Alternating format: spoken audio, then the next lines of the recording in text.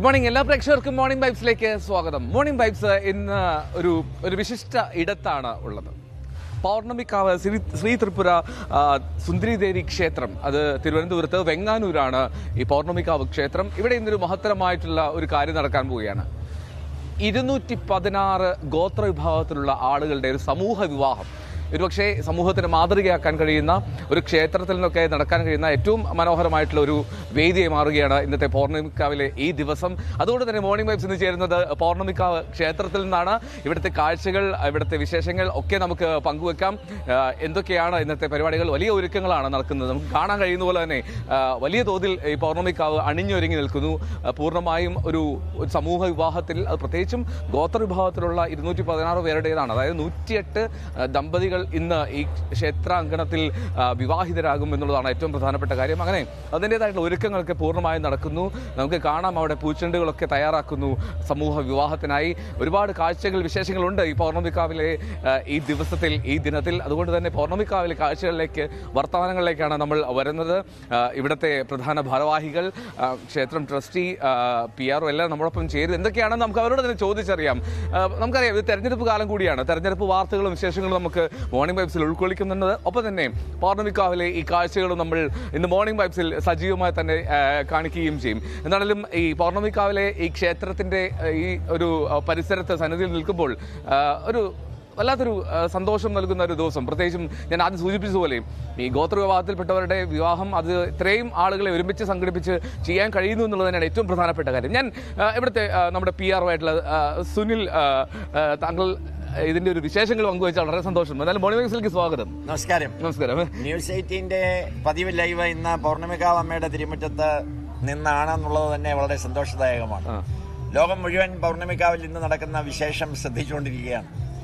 താങ്കൾ പറഞ്ഞതുപോലെ തന്നെ ഗോത്ര വിഭാഗത്തിൽ നിന്ന് ഗോത്ര ആചാരപ്രകാരം ഗോത്ര മൂപ്പന്മാരോടൊപ്പം 218 യുവതീ യുവാക്കൾ ഈ മഹാസന്നിധിയിൽ ഇന്നലെ വൈകിട്ട് തന്നെ എത്തിച്ചേർന്നു.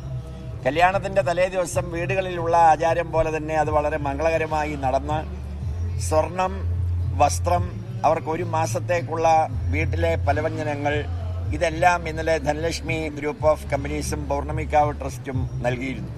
തന്നെയുമല്ല, അവരുടെ സ്ഥലങ്ങളിൽ വെച്ച് അട്ടപ്പാടി, അഗളി, സത്യമംഗലം, ഇടുക്കി തുടങ്ങിയ പ്രദേശങ്ങളിൽ നമ്മുടെയൊക്കെ വീടുകളിൽ വിവാഹം നടക്കുന്നതിന് 1-2 മാസം മുമ്പ് എൻഗേജ്മെന്റ്, വിവാഹ നിശ്ചയം നടക്കുന്നത് പോലെ അവരുടെ ദേശത്തെ ക്ഷേത്രത്തിന്റെ മുന്നിൽ വെച്ച് അവരുടെ ഗോത്ര മൂപ്പന്മാരെയും അവരുടെ കുടുംബാംഗങ്ങളെയും വിളിച്ചുകൂട്ടി ഗവൺമെന്റ് അതോറിറ്റീസ്, അവരുടെ ഇടകളിൽ പ്രവർത്തിക്കുന്ന ട്രൈബൽ ഗ്രൂപ്പിന്റെ വികസനത്തിന് വേണ്ടി പ്രവർത്തിക്കുന്ന കേരള ഗവൺമെന്റിന്റെ ഉദ്യോഗസ്ഥന്മാർ ഉൾപ്പെടെ അവരെയൊക്കെ പങ്കെടുപ്പിച്ചുകൊണ്ട് ഇവിടെ നിന്ന് പൗർണമിക്കാവ് ട്രസ്റ്റി ശ്രീ MS ഭുവനേന്ദ്രൻജിയുടെയും ധനലക്ഷ്മി ഗ്രൂപ്പിന്റെ managing director doctor Vipin Das കടങ്ങോട്ടിന്റെയും നേതൃത്വത്തിൽ നടന്ന വിവാഹ നിശ്ചയത്തിൽ ഞാനും പങ്കെടുത്തയാളാണ്.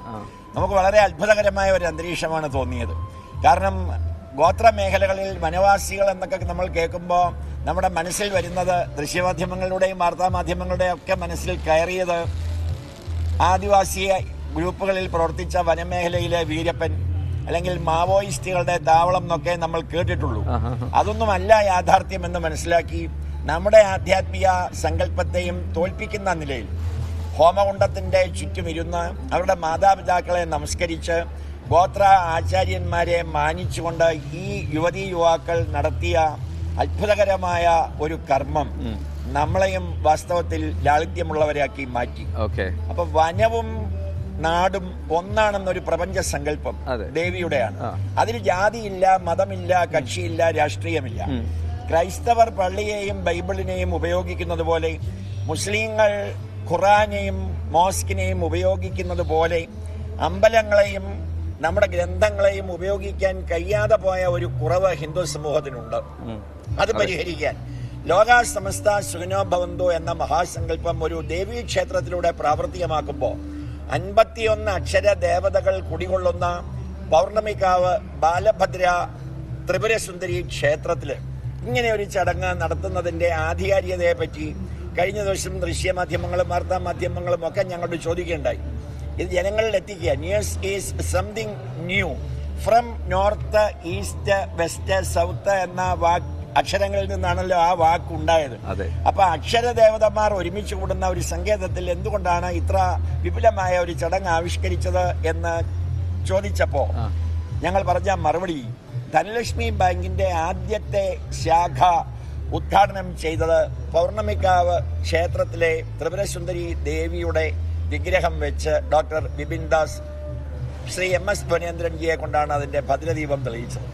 അന്ന് അദ്ദേഹം പ്രഖ്യാപിച്ചു, എന്ന് ഈ ബാങ്ക് വളർന്ന് 100 ശാഖകളിൽ എത്തുന്നു അന്ന് 108 ദമ്പതികളുടെ വിവാഹം ഈ പൗർണമിക്കാവ് ക്ഷേത്രത്തിൽ വെച്ച് നടത്തും.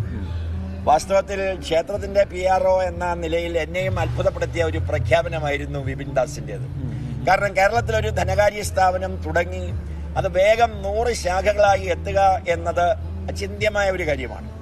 പക്ഷേ വിപിൻ ദാസിന്റെ അർപ്പണബോധത്തോടെയുള്ള പ്രവർത്തനവും അദ്ദേഹത്തിന്റെ കൂടെ നിൽക്കുന്ന യുവതീ യുവാക്കളുടെ സമർപ്പണവും പൗർണമിക്കാവ് ദേവിയുടെ അനുഗ്രഹവും കൂടി ആയപ്പോൾ സ്വർണത്തിന് സുഗന്ധം പോലെ, ചന്ദനത്തിന് ഹരിചന്ദന സുഗന്ധം പോലെ ആ ആഗ്രഹം സാക്ഷാത്കരിക്കപ്പെട്ടു. How you think so you form എന്നാണല്ലോ നമ്മുടെ ആപ്തവാക്യം. നിങ്ങൾ എന്താ സമർപ്പണത്തോടുകൂടി നിഷ്കാമമായി ചിന്തിക്കുന്നുവോ അത് നടപ്പിലാക്കുന്ന ബാധ്യത ജഗദീശ്വരിയുടേതാണ്. ആ ജഗദീശ്വരിയാണ് നമുക്ക് വായുവും വെള്ളവും പ്രദാനം ചെയ്യുന്നത്. ഭക്ഷണം കഴിക്കാതെ നമുക്ക് ദിവസങ്ങളോളം ഇരുന്നേക്കാം, വെള്ളം കുടിക്കാതെ ദിവസങ്ങളോളം ഇരുന്നേക്കാം, പക്ഷെ വായു ശ്വസിക്കാതെ ഒരു നിമിഷം നമുക്ക് ഇരിക്കാൻ സാധിക്കില്ല. അതുകൊണ്ടാണ് പൗർണമിക്കാവ് ദേവിയുടെ വടക്ക് കിഴക്കേ മൂലയ്ക്ക് ശ്രീനാരായണ ഗുരുദേവൻ വന്നിരുന്ന ഒരു സ്ഥലമാണ് അരിവിപ്പുറത്തേക്ക് പോകുന്ന വഴി എന്നാണ്. ആ സ്ഥലത്താണ് നമ്മൾ പഞ്ചമുഖ ഗണപതിയെ പ്രതിഷ്ഠിച്ചിട്ടുള്ളത്. ഭൂമി, ജലം, അഗ്നി, വായു, ആകാശം, ഈ ഒരു സങ്കല്പം ലോകത്തിൽ വേറെ ഇല്ല. അകത്ത് പൗർണമിക്കാവിൽ അമ്മയുടെ വലതുവശത്ത് ലക്ഷ്മി ദേവിയെ മടിയിൽ വെച്ചുകൊണ്ടിരിക്കുന്ന ഗണപതിയും ലോകത്ത് വേറെയില്ല. വിപിൻ ദാസ് ഇവിടെ എല്ലാ പൗർണമിക്കും വർഷങ്ങളായി വരുന്ന ആളാണ്. അദ്ദേഹം ഈ ഓരോ ദേവതയുടെയും മുന്നിൽ പോയി പ്രാർത്ഥിച്ചിട്ട് മറ്റൊരു വലിയ കാര്യം, ഇവിടെ 2 കുബേരന്മാരുടെ വിഗ്രഹമുണ്ട്. നമുക്ക് ഇതൊക്കെ കാണാൻ സാധിക്കുമല്ലോ? എല്ലാം കാണാം. അങ്ങനെയാണെങ്കിൽ നമ്മൾ എവിടെ കൊണ്ട് നടന്ന് കാണിച്ചു തരണം. തീർച്ചയായിട്ടും നമുക്ക് അക്ഷരദേവിയുടെ അടുത്തേക്ക് നമുക്ക് പോകാം. അതിന് മുമ്പ് ഞാനൊരു കാര്യം ഒന്ന്, ശ്രീ പള്ളിക്കൽ സുനിൽ നമ്മുടെ ക്ഷേത്രത്തിന്റെ PRO കൂടിയാണ്, അദ്ദേഹമാണ് നമ്മൾ സംസാരിച്ചുകൊണ്ടിരുന്നത്. അദ്ദേഹം നമ്മളൊപ്പം തുടരുകയും ചെയ്യും. ഞാൻ ഈ മോർണിംഗ് വൈബ്സിൽ കുറച്ച് വാർത്തകൾ കൂടി ഒന്ന് പോകണം. അപ്പോൾ നമുക്ക് ഈ വാർത്തകൾ അതിവേഗത്തിൽ ഒന്ന് പോയ ശേഷം നമുക്ക് ഇവിടുത്തെ കാഴ്ചകളിലേക്ക് എത്താം. ഇവിടുത്തെ നേരത്തെ ഇപ്പോൾ ശ്രീ പള്ളിക്കൽ സുനിൽ സൂചിപ്പിച്ചതുപോലെ 108 ദമ്പതികൾ അല്ലെ ഇന്ന് ഉണ്ടാവാൻ പോകുന്നത് പൗർണമിക്കാവിൽ. അപ്പോൾ ഈ പൗർണമിക്കാവിൽ ഇന്ന് 108 പേരുടെ വിവാഹം നടക്കുന്ന ഒരു മഹത്തരമായിട്ടുള്ള ദിവസമാണ്. അതാണ് ഏറ്റവും ശ്രദ്ധേയമാകുന്നത് ഈ ദിനത്തിൽ പൗർണമിക്കാവിൽ. ഒപ്പം പൗർണമിക്കാവിന്റെ ഐതിഹ്യം, എങ്ങനെയാണ് ഈ ക്ഷേത്രം ഇത്രമാത്രം ഈ ഭക്തജനങ്ങളുടെ ഒരു തിരക്കിലേക്ക് എത്തിയത്, ഇവിടുത്തെ പ്രതിഷ്ഠ, ഇവിടുത്തെ കാഴ്ചകളൊക്കെ നമുക്ക് കണ്ടുവരാം. എന്തൊക്കെ ഒരുക്കങ്ങളാണ് ഈ സമൂഹ വിവാഹത്തിന് നടത്തുന്നത് ഒക്കെ പോയി വരാം. നമുക്ക് അതിനു മുമ്പ് വാർത്തകൾ അതിവേഗത്തിലൊന്ന് പോകേണ്ടതുണ്ട്. അതിവേഗത്തിലുള്ള വാർത്തകളുമായി ഭവ്യ ന്യൂസ് ഡെസ്കിൽ നിന്ന് നിന്ന് ചേരും. ഓക്കെ, എന്തായാലും പൗർണമിക്കാവിലെ അല്പസമയത്തിനകം ചെയ്യും. എന്തായാലും ശ്രീ പള്ളിക്കൽ സുനിൽ നമുക്ക് തുടരാൻ തോന്നുന്നു. അതായത് നമുക്കൊന്ന് നടന്നാലോ? തീർച്ചയായും. നമുക്ക് എങ്ങോട്ടാണ്? പൗർണമിക്കാവ് അമ്മയുടെ അടുത്തേക്ക് തന്നെ പോകാം. നേരത്തെ അദ്ദേഹം പറഞ്ഞതുപോലെ പാട്ടുകൾക്കിടയിൽ ബാക്ക്ഗ്രൗണ്ട് പോലെ ഒരു ചാനലിന്റെ കർത്തവ്യമാണ് പതിവ് വാർത്തകൾ കൂടി ഇതിനോടൊപ്പം ചേർക്കുക. ഭക്ഷണത്തിനോടൊപ്പം കറി പോലെ, സാമ്പാറും പുളിശ്ശേരിയും പോലെ അതൊക്കെ നമുക്ക് ആസ്വദിക്കുന്നത് ന്യൂസ് 18ന്റെ ഈ പതിവ് ലൈവ് ഇന്ന് പൗർണമിക്കാവിൽ നമുക്ക് തുടരാം. ആദ്യമായി നമുക്ക് നേരെ ബാലഭദ്ര ത്രിപുരസുന്ദരി അമ്മയുടെ ഏറ്റവും പ്രധാനപ്പെട്ട വിഗ്രഹത്തിന്റെ അടുത്തേക്ക് നമുക്ക് പോകാം. അതിന്റെ ചുറ്റുമാണ് 51 അക്ഷരദേവതകൾ ഇരിക്കുന്നത് എന്നതും പ്രത്യേകതയാണ്. അതും ലോകത്തിവിടെ മാത്രമേ ഉള്ളൂ. കേരള ഗവർണറായിരുന്ന ശ്രീ ആരിഫ് മുഹമ്മദ് ഖാൻ, അദ്ദേഹമാണ് ഒരു വിജയദശമിക്ക് ഇത് അനാച്ഛാദനം ചെയ്തത്. ഇതൊരു എന്താ പറയാ, ജാതിമത വ്യത്യാസമില്ലാത്തൊരു ആർക്കും പ്രവേശിക്കാം. അതാ നേരത്തെ അങ്ങ് സൂചിപ്പിച്ചല്ലോ, ഒരു ക്ഷേത്രത്തിന്റെ ദർശനം എന്ന് പറയുന്നത് എല്ലാ ജനവിഭാഗങ്ങൾക്കും ഐശ്വര്യവും ശാന്തിയും സമാധാനവും വരാൻ വേണ്ടിയാണ്. അതുകൊണ്ട് ഇവിടെ ഒരു നിബന്ധനയുമില്ല. ക്രൈസ്തവരെന്നോ മുസ്ലിമെന്നോ ഹിന്ദുക്കളെന്നോ നോക്കാറില്ല, BJP-കാരെന്നോ കോൺഗ്രസ്സുകാരെന്നോ മാർക്സിസ്റ്റുകാരെന്നോ നോക്കാറില്ല. മനുഷ്യരായിട്ടുള്ള വിശ്വാസമുള്ള ഏത് വിശ്വാസിക്കും അമ്മയുടെ സന്നിധാനത്തിലേക്ക് എത്താം. ശ്രീനാരായണ ഗുരുദേവന്റെ വിഗ്രഹം അദ്ദേഹം പ്രതിഷ്ഠിച്ച ക്ഷേത്രത്തിലെ മേൽശാന്തിയാണ് ഇവിടെയും പൂജ നടത്തുന്നത്. അദ്ദേഹം 4 മണിക്ക് അകത്ത് പ്രവേശിച്ചാൽ രാത്രി കുരുതി സമർപ്പണവും കഴിഞ്ഞ് ഏതാണ്ട് 10-11 മണിയാകുന്നത് വരെ ഇവിടെ വന്ന ഭാഗ്യസൂക്ത പുഷ്പാഞ്ജലിയും അയ്യമ്മത്തി സൂക്ത പുഷ്പാഞ്ജലിയും നടത്തുന്ന ഭക്തജനങ്ങളുടെ പേരും നക്ഷത്രവും പറഞ്ഞ്, അത് വേറെ ഒന്നുമില്ലാത്തൊരു ചടങ്ങാണ്. നേരത്തെ പ്രസാദമൊക്കെ എടുത്തു വെച്ച് വരുന്നവരുടെ ഒരു തൃപ്തിക്ക് വേണ്ടി പ്രസാദം കൊടുക്കുന്ന ഒരു രീതി മാറ്റി സഹസ്രനാമം അഷ്ടോത്തരമൊക്കെ ജപിച്ച് അദ്ദേഹം അത് തിരിച്ചു നൽകുന്നത് കൊണ്ട് അതിന്റെ ഒരു പ്രതിഫലനം എന്ന നിലയിൽ ഭക്തജനങ്ങൾ നാനാജാതി മതസ്ഥരുടെ വരുന്നു, ലോകത്തിന്റെ നാനാഭാഗത്തു നിന്ന് എത്തിച്ചേരുന്നു. അവർ ഇന്ന് ഫ്ലൈറ്റിൽ പൂനെയിൽ നിന്നും അഹമ്മദാബാദിൽ നിന്നും മഹാരാഷ്ട്രയിൽ നിന്നുമൊക്കെ എത്തി കുടുംബസഹിതം പൗർണമിക്ക് തൊഴുത് നൈറ്റ് ഫ്ലൈറ്റിന് മടങ്ങിപ്പോയി വീടുകളിലേക്കും ഓഫീസുകളിലേക്കും പോകുന്ന ഒരു വലിയ സമൂഹമുണ്ട്. അപ്പൊ ഈ ശ്രീകോവിലിന്റെ മുന്നിൽ നടക്കുന്ന അർപ്പണബോധത്തോടെയുള്ള അർച്ചനയും വഴിപാടുകളുമാണ് ഭക്തജനങ്ങളെ ഇവിടേക്ക് എത്തിച്ചത്. പുറത്തുപോയി ഈ ശ്രീകോവിലിന്റെ ഇതിന്റെ ഒരു പ്രത്യേകതകൾ ദക്ഷിശാസ്ത്ര പ്രകാരം വളരെ ശാസ്ത്രീയമായി കുഴിക്കാട്ട് പച്ച, തന്ത്ര സമുച്ചയം ഇവയാണ് അടിസ്ഥാന പ്രമാണം നമ്മുടെ വിഗ്രഹ ആരാധനയ്ക്ക്. അതിന്റെ ഈശ്വരീയമായ സങ്കല്പത്തില് 1 ഇഞ്ച് പോലും തെറ്റാതെ ശ്രീ MS ഭുവനേന്ദ്രൻജിയുടെയും അമ്മയുടെയും ഒരു ചിന്തയിൽ കടന്നു വന്ന മഹോന്നതമായ സംസ്കാരമാണ്. അകത്തെ വിഗ്രഹം നോക്കിയാൽ 7 അടി പൊക്കമാണ്. അങ്ങനെ ഒരു പ്രതിഷ്ഠ വേറെ എങ്ങുമില്ല. താഴെ മൂലവിഗ്രഹവും പഞ്ചലോഹത്തിൽ പ്രതിഷ്ഠിച്ചിട്ടുള്ള മഹത്തായ വിഗ്രഹമാണ്. അവിടെ ഇരിക്കുന്നത് മേൽശാന്തിയാണ്. അദ്ദേഹം ഈശ്വരീയ സങ്കല്പത്തിൽ ആ അർച്ചന ഭംഗിയായി ചെയ്ത് വഴിപാടുകാർക്ക് കാത്തുനിന്ന് ആ ദർശനത്തിന്റെ മഹത്വം അറിയിച്ചു കൊടുക്കും. സാധാരണ ശ്രീകോവിലിൽ നടത്തുന്ന പൂജകൾ ജനങ്ങളിൽ എത്താമോ എന്നൊരു ചോദ്യം പണ്ടൊക്കെ ഉണ്ടായിരുന്നു. അപ്പൊ ജനങ്ങൾക്ക് ഇത് അറിയാനും വിശ്വസിക്കുവാനുമുള്ള ഏത് സങ്കല്പങ്ങളും ധർമ്മത്തിൽ നിന്ന് വ്യതിചലിക്കാതെ നമുക്ക് നടത്താൻ സാധിക്കും. അതാണ് അർപ്പണബോധത്തോടു കൂടി ഇവിടെ ചെയ്തുകൊണ്ടിരിക്കുന്നത്. ഈ ശ്രീകോവിലിന്റെ ചുറ്റുമാണ് ഹരിശ്രീ ഗണപതേ നമ അക്ഷരങ്ങൾ ആലേഖനം ചെയ്തിട്ടുണ്ടല്ലേ? അവിടെ നിന്ന് നമുക്ക് തുടങ്ങാം. അവിടെ നിന്ന് തുടങ്ങി ഓരോ സ്ഥലത്തും എത്തിക്കഴിയുമ്പോൾ 51 അക്ഷരദേവതകൾ പൂർത്തീകരിക്കും. എന്നിട്ട് ഓരോരുത്തരുടെയും പേരിന്റെ ആദ്യത്തെ അക്ഷരത്തിന്റെ ദേവതയെ അവർ നോക്കി തൊഴുത് നമ്മുടെ കുലദേവതാ സങ്കല്പത്തിൽ അമ്മയുടെയും അച്ഛന്റെയും കുലദേവതകളെ പ്രാർത്ഥിക്കണമെന്നാണ്. അപ്പൊ അതിന്റെ മുകളിൽ 2 നാമങ്ങൾ ആലേഖനം ചെയ്തിട്ടുണ്ട്. ആ ആലേഖനം ചെയ്ത നാമങ്ങൾ തറവാട് ദേവതയെ സങ്കല്പിച്ച് പ്രാർത്ഥിക്കണമെന്നാണ്. ശരി ശരി. നമ്മുടെ ജനനത്തിന് കാരണമായ ഇത് കണ്ടോ, എനിക്കൊണ്ട് പ്രേക്ഷകർക്ക് ഇതൊരു പുതിയൊരു കാഴ്ചയാണ്. ഈ ഓരോ അക്ഷരങ്ങൾ അല്ലെ, ഓരോ ആ ഈ ഊ ഇറോ ഇലോ ഏ ഐ ഓ ഔ അം ആ, പിന്നെ കായിക്ക ഗായിക്ക ങ ചായ്ച്ച ജായിച്ച ഞ ഡായിട്ട ഡായിട്ട ന തായിത്ത ദായിത്ത ന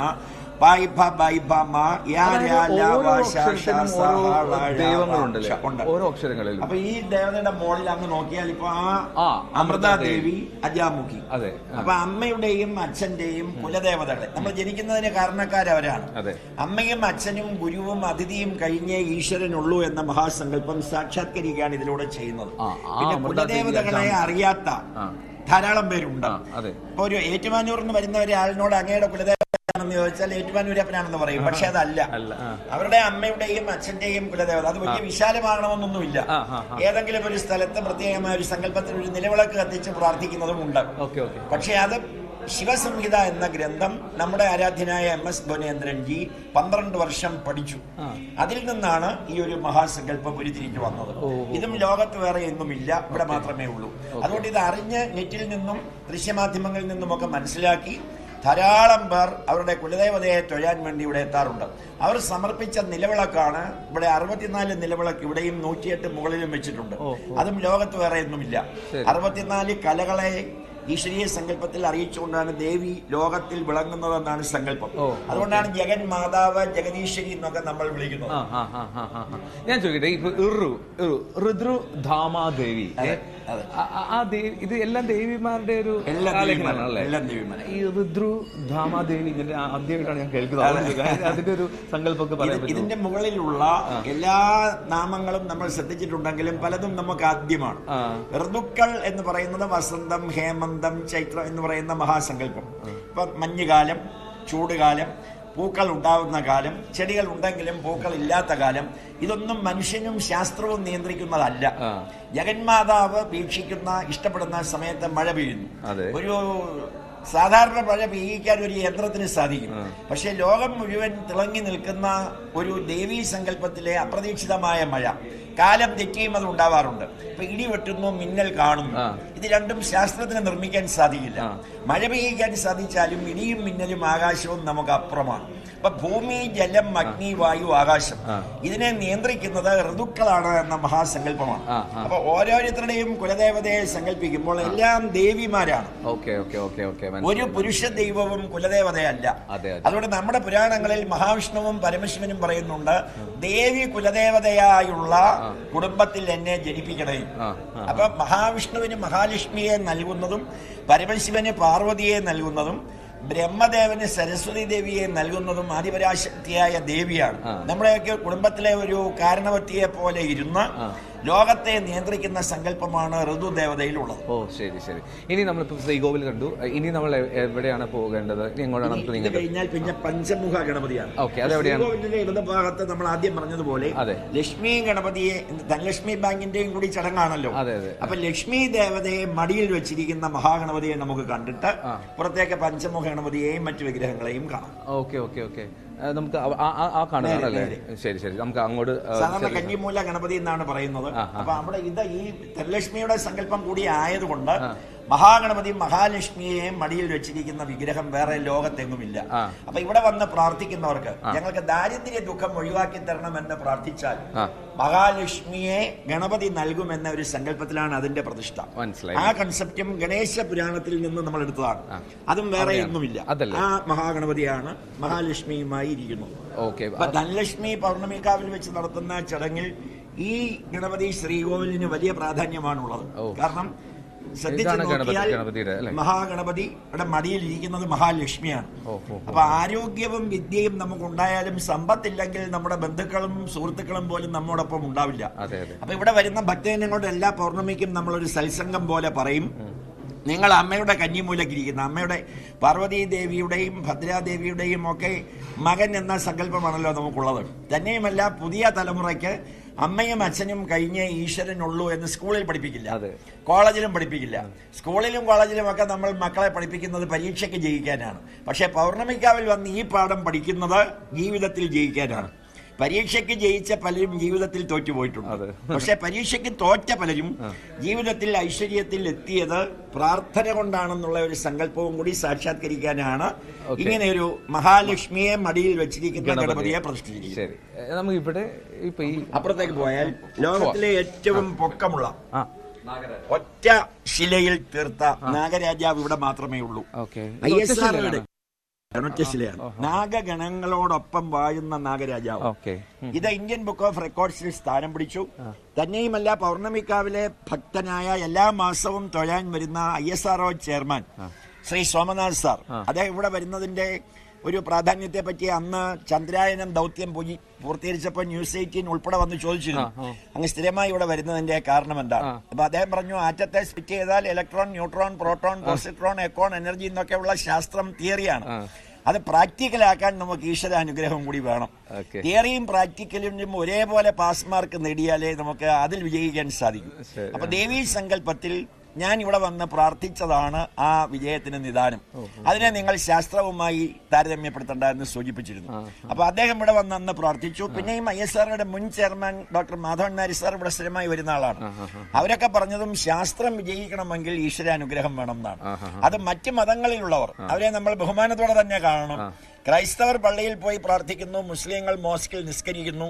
എന്തെല്ലാം തിരക്കുണ്ടെങ്കിലും വെള്ളിയാഴ്ച നിസ്കരിക്കാത്ത മുസൽമാനില്ല.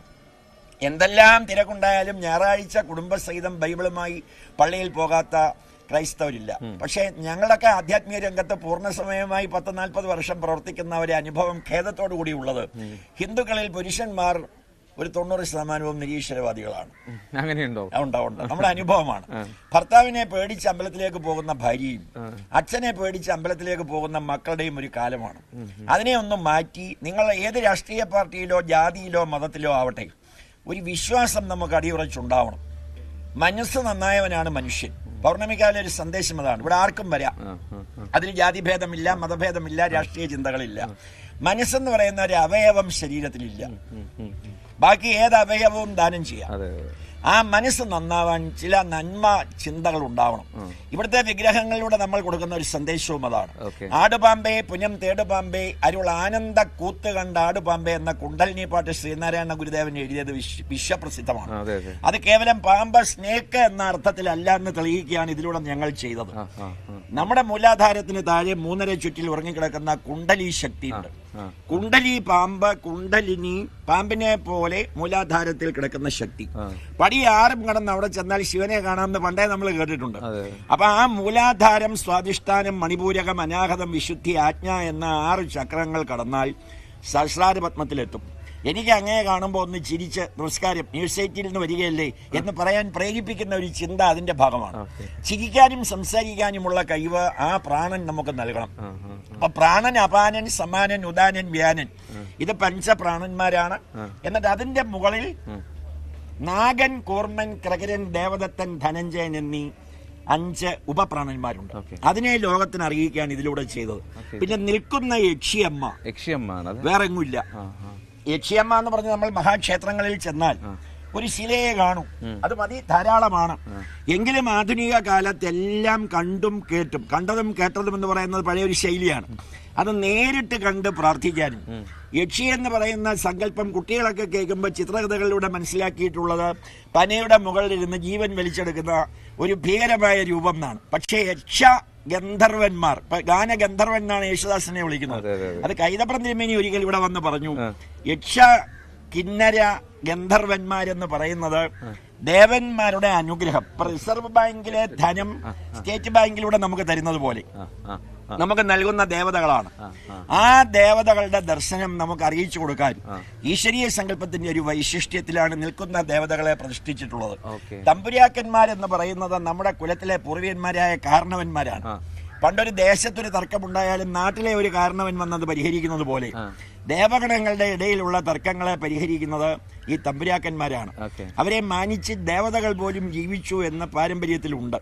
അതിനാ തമ്പുരാക്കന്മാരെ പ്രതിഷ്ഠിച്ചിട്ട് മാടൻ എന്നുള്ളത് മഹാനടൻ എന്ന മഹാദേവന്റെ ഒരു സങ്കല്പത്തിന്റെ സാക്ഷാത്കാരം കൂടിയാണ്. നമ്മൾ അതിനെ ലോപിച്ച് മാടൻ തമ്പുരാൻ എന്ന് പറഞ്ഞതാണ്. മഹാനടന്മാരാണല്ലോ നമ്മുടെ ഈശ്വരന്മാരെല്ലാം. നൃത്തത്തിൽ പരമശിവനും ശ്രീകൃഷ്ണ ഭഗവാനും ഒക്കെ നമുക്ക് നൽകിയ ഒരു സങ്കല്പം ചെറുതല്ല. അപ്പൊ അതും ഇതിലൂടെ സാക്ഷാത്കരിച്ചിട്ട് മറ്റൊരു വലിയ സങ്കല്പം പന്നിമാടൻ തമ്പുരാൻ എന്നൊരു സങ്കല്പം. ഒരു നിമിഷം, നമുക്ക് അവിടെ ധന ആകർഷണ ഭൈരവ സ്വാമി അത് കണ്ടു ചോദിച്ചു, അതെന്താണ്? നേരത്തെ നമ്മൾ പറഞ്ഞത് റിസർവ് ബാങ്ക് ഓഫ് ഇന്ത്യയുടെ പണമാണ് സ്റ്റേറ്റ് ബാങ്കിന് കൊടുക്കുന്നത്. അതുപോലെ ഭൈരവൻ എന്ന് പറയുന്ന ഒരു ദേവൻ ധനത്തിന്റെ അധിപതിയായിട്ട് കുബേരനോടൊപ്പം ഇരിക്കുമ്പോ ഞങ്ങളുടെ ദാരിദ്ര്യ ദുഃഖം മാറ്റണേ എന്ന് അവിടെ വന്ന് പ്രാർത്ഥിച്ചാൽ അതൊരു പ്രതിഷ്ഠിതത്തിലുണ്ടോ? അങ്ങനെ അത് ആ സങ്കല്പത്തിലാണ്. ആ വലിയ മരത്തിൽ അത് കാരണം അതിന് നാശമില്ല. അപ്പൊ മരങ്ങൾക്ക് നാശമില്ല, മരങ്ങളെയും നമ്മൾ സംരക്ഷിക്കണം എന്നൊരു സങ്കല്പം. അപ്പൊ ആദിവാസി യുവാക്കളുടെ വിവാഹം ധനലക്ഷ്മിയും നമ്മൾ നടത്തുന്നതും ഈ സങ്കല്പത്തിലാണ്. ഒന്നിനെയും നശിപ്പിക്കരുത്. ഇപ്പൊ കാട്ടിലെ തടിയെല്ലാം വെട്ടിയപ്പോ കാട്ടിൽ ജീവിച്ചിരുന്ന മൃഗങ്ങൾ നാട്ടിലേക്ക് വന്നു തുടങ്ങി. ദൃശ്യമാധ്യമങ്ങളും അറിയിച്ചു കൊടുക്കുന്നുണ്ടല്ലോ. ഇപ്പൊ പോത്തും ആനയും പന്നിയും ഒക്കെ നാട്ടിലേക്ക് ഇറങ്ങിയത് കാട് നശിപ്പിച്ചത് കൊണ്ടാണ്. അപ്പൊ അതിനെ നശിപ്പിക്കാൻ പാടില്ല എന്നൊരു സങ്കല്പം. പിന്നെ ഈ വരാഹമാടൻ തമ്പുരാൻ ലോകത്ത് വേറെ ഇല്ല. മത്സ്യ, കൂർമ്മ, വരാഹ, നരസിംഹ, വാമന, പരശുരാമ, ശ്രീരാമ, ബലരാമ, ശ്രീകൃഷ്ണ, കൽക്കി രൂപായ നമോ നമ എന്നാണ് ദശാവതാരം. അതിൽ മഹാവിഷ്ണു ഭൂമി അന്വേഷിച്ച് പോയത് വരാഹം എന്ന് വെച്ചാൽ പന്നിയാണ്. അപ്പൊ പന്നി ആവാനുള്ള കാരണം ഏത് മലിന വസ്തുക്കളിലൂടെയും ഘ്രാണശക്തിയോടെ സഞ്ചരിക്കാനുള്ള കഴിവ് മൃഗങ്ങളിൽ പന്നിക്കേ ഉള്ളൂ. ആ ഭൂമിദേവിയെ ഹിരണ്യാക്ഷൻ കൊണ്ട് ഒളിച്ചു വെച്ചപ്പോ ഈ ഭൂമിദേവി എവിടെയാണെന്ന് അറിയാൻ പോയപ്പോൾ അദ്ദേഹത്തെ അനുഗമിച്ച ശൈവ സങ്കല്പത്തിലെ മാടൻ തമ്പുരാനാണിത്. ഇത് വേറെ എങ്ങുമില്ല. ഭക്തജനങ്ങളോട് എല്ലാ പൗർണമിക്കും നമ്മൾ പറയാറുണ്ട്. അത് വിപിൻദാസും തൃശ്ശൂരിൽ അദ്ദേഹത്തിന്റെ സ്റ്റാഫിനോട് ധനലക്ഷ്മിയിൽ സൂചിപ്പിക്കുമായിരുന്നു. നമ്മുടെ ഭൂമി ദോഷം മാറ്റാൻ വേറൊരു മാർഗവുമില്ല. ഇന്ന് പൂജയും മന്ത്രവാദവും ഒക്കെ ധന ആഗമത്തിനുള്ള ഒരു മാർഗമായി കാണുന്ന കാലം കൂടിയാണ്. നമ്മുടെ സാക്ഷര കേരളത്തിൽ ലോട്ടറി വിൽക്കാൻ വന്ന കൊച്ചിയിലെ ഒരു സ്ത്രീയെ വീട്ടിൽ കൊണ്ടുവന്ന് കൊന്ന് അവരുടെ മാംസം ഭക്ഷിച്ച് ചോര തളിച്ച പ്രദേശമാണ് സാക്ഷര കേരളം എന്ന് പറയുന്നെങ്കിലും ഈ രാക്ഷസീയ പ്രവർത്തികളൊക്കെ മാറ്റി നേരത്തെ ഞാൻ അങ്ങയോട് പറഞ്ഞതുപോലെ നമ്മുടെ മനസ്സിൻ്റെ ചിന്താതലങ്ങളിൽ നിന്നുയരുന്ന മനോജ്ഞമായ പ്രാർത്ഥനകൾ, ഞങ്ങൾ താമസിക്കുന്ന വീട്, ഇപ്പം നമ്മളിവിടെ നിൽക്കുന്നെങ്കിലും നമ്മളുമായി ബന്ധപ്പെട്ട കുടുംബാംഗങ്ങളൊക്കെ ലോകത്തിന്റെ നാനാഭാഗത്താണ്. ന്യൂസ് 18 7 മണിക്ക് പതിവ് ലൈവ് നടത്തുമ്പോൾ സൂര്യൻ കിഴക്കുദിക്കുന്നത് പോലെ ലോകത്തിന്റെ ഏത് ഭാഗത്ത് നിന്നാലും സൂര്യനെ കാണാം, ചന്ദ്രനെയും കാണാം. സൂര്യചന്ദ്രന്മാർക്ക് മാറ്റമില്ല, വായുവിനും മാറ്റമില്ല. അപ്പൊ ആ സങ്കല്പത്തിൽ നിങ്ങൾ ഭൂമി എല്ലാം ഒന്ന് തന്നെയാണ് എന്നൊരു മഹാസങ്കല്പം സാക്ഷാത്കരിക്കണമെന്ന പ്രാർത്ഥനയാണ് വരാഹമാടൻ തമ്പുരാനിലൂടെ നമ്മൾ കാണിക്കുന്നത്. അത് കഴിയുമ്പോൾ ഹനുമാൻ സ്വാമിയുടെയും നിൽക്കുന്ന പ്രതിഷ്ഠ അവിടെയാണല്ലേ. ഒരു ഭിത്തിയിൽ നമ്മുടെ ശരീരത്തിലെ അവയവങ്ങൾ പോലെ ദേവതകൾ ചുറ്റും നിൽക്കുന്നു എന്നൊരു സങ്കല്പമാണ് അതിലൂടെ സാക്ഷാത്കരിക്കുന്നത്. അവിടെ തന്നെ കുബേരന്റെ പ്രതിമയുമുണ്ട്. അത് കഴിഞ്ഞ് നമ്മൾ നേരെ പോയാൽ പഞ്ചമുഖ ഗണപതിയെ തൊഴുത് ഹാലാസ്യ ശിവഭഗവാൻ എന്നൊരു സങ്കല്പം, വിപിൻദാസ് ധനലക്ഷ്മി ബാങ്കിലെ സഹപ്രവർത്തകരോടൊപ്പം ആ പരമശിവന്റെ മുന്നിലെത്തി എല്ലാ പൗർണമിക്കും അഭിഷേകം നടത്താറുണ്ട്. അപ്പോഴൊക്കെ അദ്ദേഹത്തിന്റെ പ്രാർത്ഥന ഇതാണ് പറഞ്ഞ ഹനുമാൻ സ്വാമി. ഇത് കേരള ഗവർണർ ശ്രീ മുഹമ്മദ് ആരിഫ് ഖാൻ ഇവിടെ വന്ന് 10 മിനിറ്റാണ് പ്രാർത്ഥിച്ചത്. ഇങ്ങനെ ഒരു സങ്കല്പം വേറെ എങ്ങുമില്ല. തൊട്ടപ്പുറത്ത് തന്നെയാണ് സ്വർണ്ണ നാണയങ്ങൾ നിധികുംഭത്തിൽ നിറച്ചുകൊണ്ട് വടക്ക് ദിക്ക് കുബേരന്റെ ആണെന്നാണ്. 8 ദിക്കുകൾ, അഷ്ടദിക് പാലകന്മാരിൽ ഒരാൾ കുബേരനാണ്. അപ്പൊ കുബേരനെ ഈ രൂപത്തിൽ ഹനുമാൻ സ്വാമിയോടൊപ്പം പ്രതിഷ്ഠിച്ചിട്ടുള്ള ഒരു സ്ഥലവും ലോകത്ത് വേറെ ഇല്ല. സാധാരണ ആ നിധികുംഭത്തിൽ നാണയങ്ങൾ വെച്ചിരിക്കുന്നത് ഒരു ആലങ്കാരികമായി വെക്കുകയുള്ളൂ. പക്ഷെ ഇവിടെ സ്വർണ്ണ നാണയങ്ങൾ തന്നെയാണ് അതിനകത്ത് സമർപ്പിച്ചിരിക്കുന്നത്. അതും ഭക്തജനങ്ങളുടെയും അതിൽ ഭൂരിഭാഗവും ധനലക്ഷ്മി വിപിൻദാസിന്റെ സമർപ്പണമായിരുന്നു ആ പ്രതിഷ്ഠാ സമയത്ത്. ധനദേവത എന്നൊരു മഹാസങ്കല്പം മഹാലക്ഷ്മി നമുക്ക് നൽകണമെങ്കിൽ കുബേരന്റെ അനുവാദം കൂടി വേണം. അത് ഈ മുറ്റത്തെ സാക്ഷാത്കരിക്കായിരുന്നു. അത് കഴിഞ്ഞാൽ പിന്നെ ദേവിക്ക് കാവൽക്കാരായി ചുടലമാടൻ തമ്പുരാൻ, പന്നിമാടൻ തമ്പുരാൻ. ഇപ്പൊ മുഖ്യമന്ത്രിയെ പ്രധാനമന്ത്രിയെ കാണണമെങ്കിൽ ചീഫ് സെക്യൂരിറ്റി ഓഫീസർമാരെ കണ്ട് അനുവാദം വാങ്ങിയാലേ നമുക്ക് അകത്ത് കയറാൻ പറ്റും. എന്റെ സുഹൃത്താണ്, ഞാൻ ന്യൂസ് 18 നിന്ന് വരികയാണ്, അല്ലെങ്കിൽ ഞാൻ പൗർണമിക്കാവിൽ നിന്ന് വരിക എന്ന് പറഞ്ഞാൽ നിൽക്കൂ, ഒരു പ്രോട്ടോകോൾ ഉണ്ട്. അതേപോലെ പന്നിമാടൻ തമ്പുരാന്റെയും ചുടലമാടൻ തമ്പുരാന്റെയും അനുവാദം വാങ്ങിയിട്ട് മുകളിലേക്ക് കടക്കാം എന്നാണ്. അപ്പൊ അതിനാണ് അവരെ സങ്കല്പിച്ചിരിക്കുന്നത്. ഇതും പല ക്ഷേത്രങ്ങളിലും ഒരു ശില മാത്രമാണ്. ഇത് അതിന്റെ കണക്ക് പ്രകാരം തച്ചുശാസ്ത്ര വിധി പ്രകാരം പ്രതിഷ്ഠിച്ചതാണ്. പിന്നീടാണ് ഈ ലോകത്തെങ്ങും ഇല്ലാത്ത അപൂർവ പ്രതിഷ്ഠ. ഇവിടെ ഒരു തെങ്ങ് നിന്നിരുന്നു. അപ്പൊ ഈ സ്ഥാനത്ത് അപ്പൊ അരുവിപ്പുറത്തേക്ക് ശിവപ്രതിഷ്ഠയ്ക്ക് 1888 ശ്രീനാരായണ ഗുരുദേവൻ പോകുന്ന ഇതുവഴിയാണ് പോയത്. അപ്പൊ ഈ തെങ്ങിൽ അതിന്റെ ചുവട്ടിലിരുന്ന് എനിക്കൊരു കരിക്ക് വേണമെന്ന് പറയുകയും അടുത്ത് വന്ന ഒരാൾ ആ കരിക്ക് അടത്തി കൊടുക്കുകയും ആ വെള്ളം കുടിച്ചാണ് അദ്ദേഹം നേരെ അവിടേക്ക് പോയതെന്നാണ് ചരിത്രം. എനിക്ക് തോന്നുന്നു ഞാൻ വന്നപ്പോ തന്നെ ഒരുപാട് പേര് കരിക്കുമായി ഇവിടുത്തെ ഒരു പ്രധാന സങ്കല്പമാണ്. ആ ഗുരു സങ്കല്പത്തിൽ അത് ചെയ്യുന്ന സമർപ്പണം കരിക്കാണ്. ഇവിടെ നാളികേരം വെച്ചാൽ നമുക്ക് കാണുന്ന ഒരു അത്ഭുതം, ഒരു 18 മണിക്കൂർ കഴിയുമ്പോൾ ഇത് തനിയെ പൊട്ടും. സാധാരണ നമ്മൾ നടയിൽ അടിക്കുകയാണ്, വിഘ്നങ്ങളെല്ലാം തീരണമെന്നാണ്. എന്നിട്ട് അതിൽ നിന്ന് നമ്മളെടുത്ത് കഴിക്കും. അത് പാടില്ല എന്നാണ്, നമുക്ക് ആരും പറഞ്ഞു തന്നില്ല. വിഘ്നങ്ങളെല്ലാം ഉടഞ്ഞു പോകണേ എന്ന് പറഞ്ഞേച്ച് എല്ലാം ഉടഞ്ഞു പോകേണ്ട, ശാല ഇരുന്നോട്ടെ എന്ന് പറഞ്ഞ് പഴവങ്ങാടിയിലൊക്കെ വന്ന് ഞാൻ 2 നാളികേരം അടിച്ചാൽ 2 പ്രസാദം തരണമെന്ന് പറയുന്ന ധാരാളം പേരെ നമ്മൾ കണ്ടിട്ടുണ്ട്. ഇവിടെ നിങ്ങൾ അടിക്കണ്ട, മഹാഗണപതിക്ക് നിങ്ങൾ സമർപ്പിക്കുക, നിങ്ങളുടെ വിഘ്നങ്ങൾ തനിയെ പൊക്കോളും. പലരും അത് പരീക്ഷിക്കാൻ വന്നിട്ടുണ്ട്, പക്ഷെ അത് തനിയെ പൊട്ടുന്ന പുതിയ നാളികേരം പോലും പൊട്ടിയിരിക്കുന്ന കാഴ്ച നമുക്ക് കാണാൻ സാധിക്കും. അത് ആ ഗുരുസങ്കല്പത്തിൽ അദ്ദേഹം വന്നിരുന്നതിന്റെ ഒരു തപശക്തിയാണെന്നാണ് നമ്മുടെ ചിന്ത. എത്ര സമയത്തിലാണ് അത്? ഒരു 12 മണിക്കൂർ. 3 മണിക്കൂർ ഒരു യാമമാണ്. 4 യാമം പകൽ, 4 യാമം രാത്രി. 6 മുതൽ 9 വരെ, 9 മുതൽ 12 വരെ, 12 മുതൽ 3 വരെ, 3 മുതൽ 6 വരെ. രാത്രിയിൽ വീണ്ടും ഇത് ആവർത്തിക്കുന്നു. അപ്പൊ ഈ അങ്ങ് നോക്കിയാൽ പഞ്ചമുഖ ഗണപതിയാണ്. ഭൂമി, ജലം, അഗ്നി, വായു, ആകാശം. അതെ, പഞ്ചമുഖമുണ്ട് ഗണപതി. ഇവിടുത്തെ വിഗ്രഹത്തിന് പഞ്ചമുഖമാണ്. അതെ, അത് വേറെ എങ്ങുമില്ല. ഈ മഹാസങ്കല്പം ഭൂമി നമുക്ക് അനുകൂലമാവണേ. നേരത്തെ നമ്മൾ പറഞ്ഞതുപോലെ വായു തരണം, ജലം തരണം, ഈ ആകാശം മനസ്സിന്റെ ചിന്തകളാണ്. അതെല്ലാം ഇവിടെ ഒരു 8 പ്രദക്ഷിണം ചെയ്താൽ സാക്ഷാത്കരിക്കുന്നതായി അനുഭവസ്ഥർ വന്ന് നമ്മളോട് പറയുമ്പോൾ നമുക്കും അത്ഭുതം തോന്നും. അതിനൊന്നും പണസമാഹരണമോ ബാക്കി കാര്യങ്ങളോ ഒന്നുമില്ല. പുറത്തുപോയി പിരിവോ അല്ലെങ്കിൽ അതിനുവേണ്ടി ഒന്നും ചോദിക്കാറില്ല. ഭക്തജനങ്ങൾ വന്ന് പ്രാർത്ഥിച്ച് അവർക്ക് വിശ്വാസമാണെങ്കിൽ നിങ്ങൾ തുടർന്നോളൂ എന്ന് മാത്രമേ പറയാറുള്ളൂ. അപ്പൊ ഓരോ പൗർണമിക്കും ആളുകൾ വർദ്ധിച്ചു വരുന്നതിന്റെ കാരണവും ആ പ്രാർത്ഥനയുടെ സാക്ഷാത്കാരമാണ്. അതെ, ഈ പൗർണമിക്കാവ് ക്ഷേത്രത്തിന്റെ കാര്യം പറയുമ്പോൾ ഈ പൗർണമി ദിനങ്ങളിൽ മാത്രമാണ് ഇവിടെ ബാക്കി 29 ദിവസവും തുറക്കാറില്ല.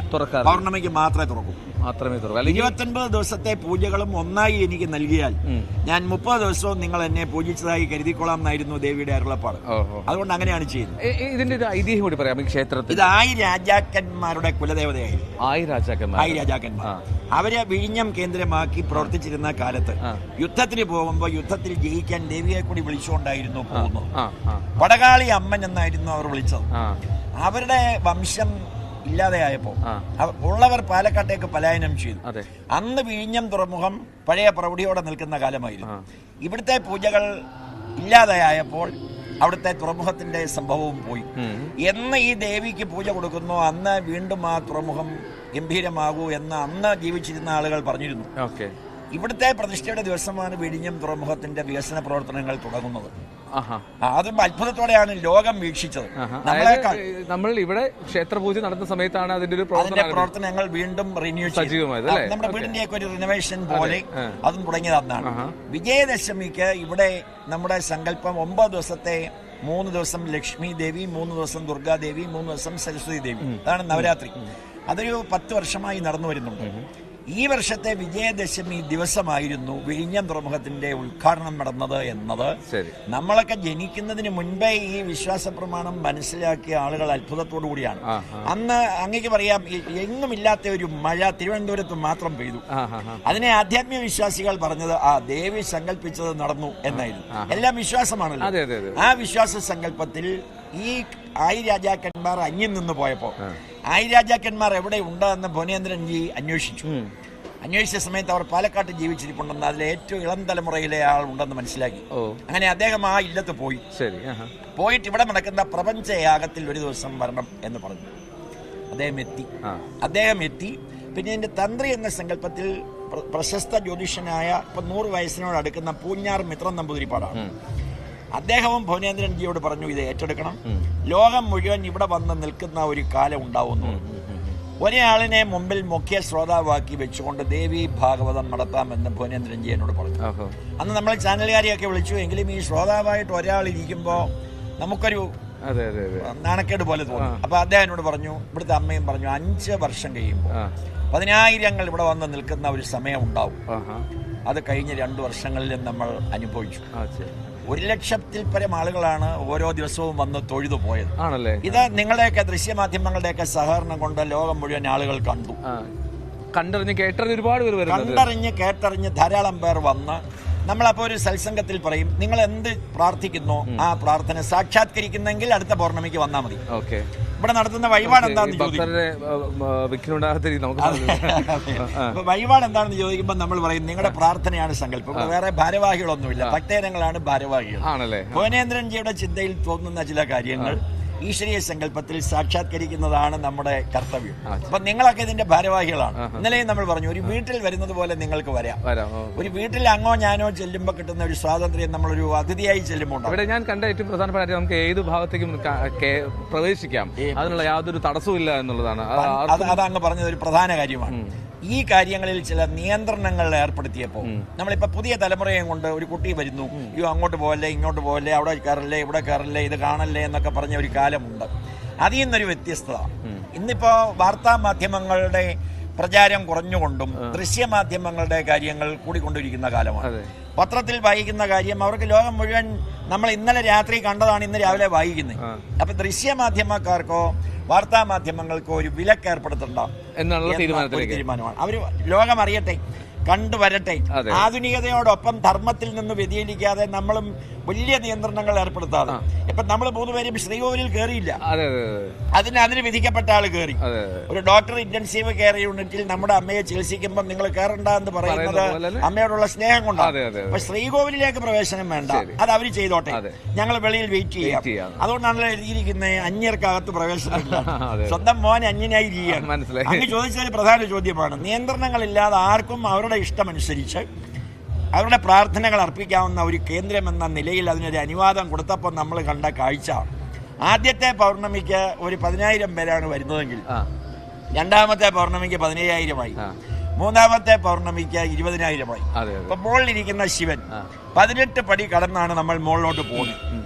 ആ 18 പുരാണങ്ങളെ കേന്ദ്രീകരിച്ചാണ് 18 പടി. അവിടെ ഇരിക്കുന്ന ശിവൻ ഹാലാസ്യ ശിവഭഗവാനാണ്. അദ്ദേഹത്തെ കാണാനാണ് ഹിമാലയത്തിൽ നിന്ന് അഘോരി സ്വാമി ഒരിക്കൽ എത്തിയത്. അന്ന് ഏതാണ്ട് 10-15 ന്യൂസ് 18 മുതൽ പ്രസിദ്ധീകരിച്ചു. 10-15 ലക്ഷത്തോളം ആളുകളാണ് അന്ന് എത്തിയത്. അദ്ദേഹം ഇന്നലെ എത്തിയിട്ടുണ്ട്. ഇന്ന് വൈകിട്ട് അദ്ദേഹം എത്തും, ഉച്ചയ്ക്ക് എത്തും. ഹാലാസ്യ ശിവഭഗവാനെ കൂടി നമുക്ക് കാണാം. നമുക്ക് എന്തായാലും ശ്രീ പള്ളിക്കൽ സുനിൽ നമ്മോടൊപ്പം തുടരും. നമുക്ക് ഈ പറയുന്ന കാഴ്ചകളിലേക്ക് പോകാം. അതിനു മുമ്പ് ഞങ്ങൾ ഒരു ചെറിയ ഇടവേളയിലേക്ക് പോവുകയാണ്. അപ്പോൾ മോർണിംഗ് വൈബ്സ് ഈ പൗർണമിക്കാവ് ക്ഷേത്രത്തിലാണ്. ഇവിടുത്തെ കാഴ്ചകൾ, ഇവരുടെ ഭക്തർ ജനങ്ങൾ, അവരുടെ തിരക്ക്, അവരുടെ പ്രതീക്ഷകൾ, വിശ്വാസങ്ങളൊക്കെയാണ് നമ്മൾ പങ്കുവച്ചുകൊണ്ടിരിക്കുന്നത്. മടങ്ങിയെത്താൻ ഒരു ചെറിയ ഇടവേളയ്ക്ക് ശേഷം.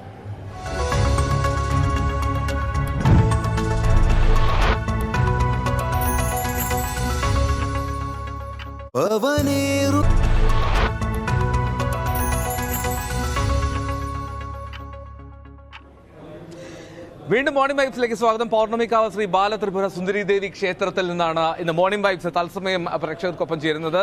ഇന്ന് ഈ പൗർണമിക്കാവ് ക്ഷേത്രത്തിലേക്ക് എത്താനുള്ള ഒരു പ്രത്യേക കാരണം കൂടിയുണ്ട്. ഈ ദിനം 108 ഗോത്ര വിഭാഗത്തിലുള്ള ദമ്പതികൾ, അതായത് 216 പേർ, 216 പേരുടെ വിവാഹമാണ് ഇവിടെ വെച്ച് നടക്കാൻ പോകുന്നത്.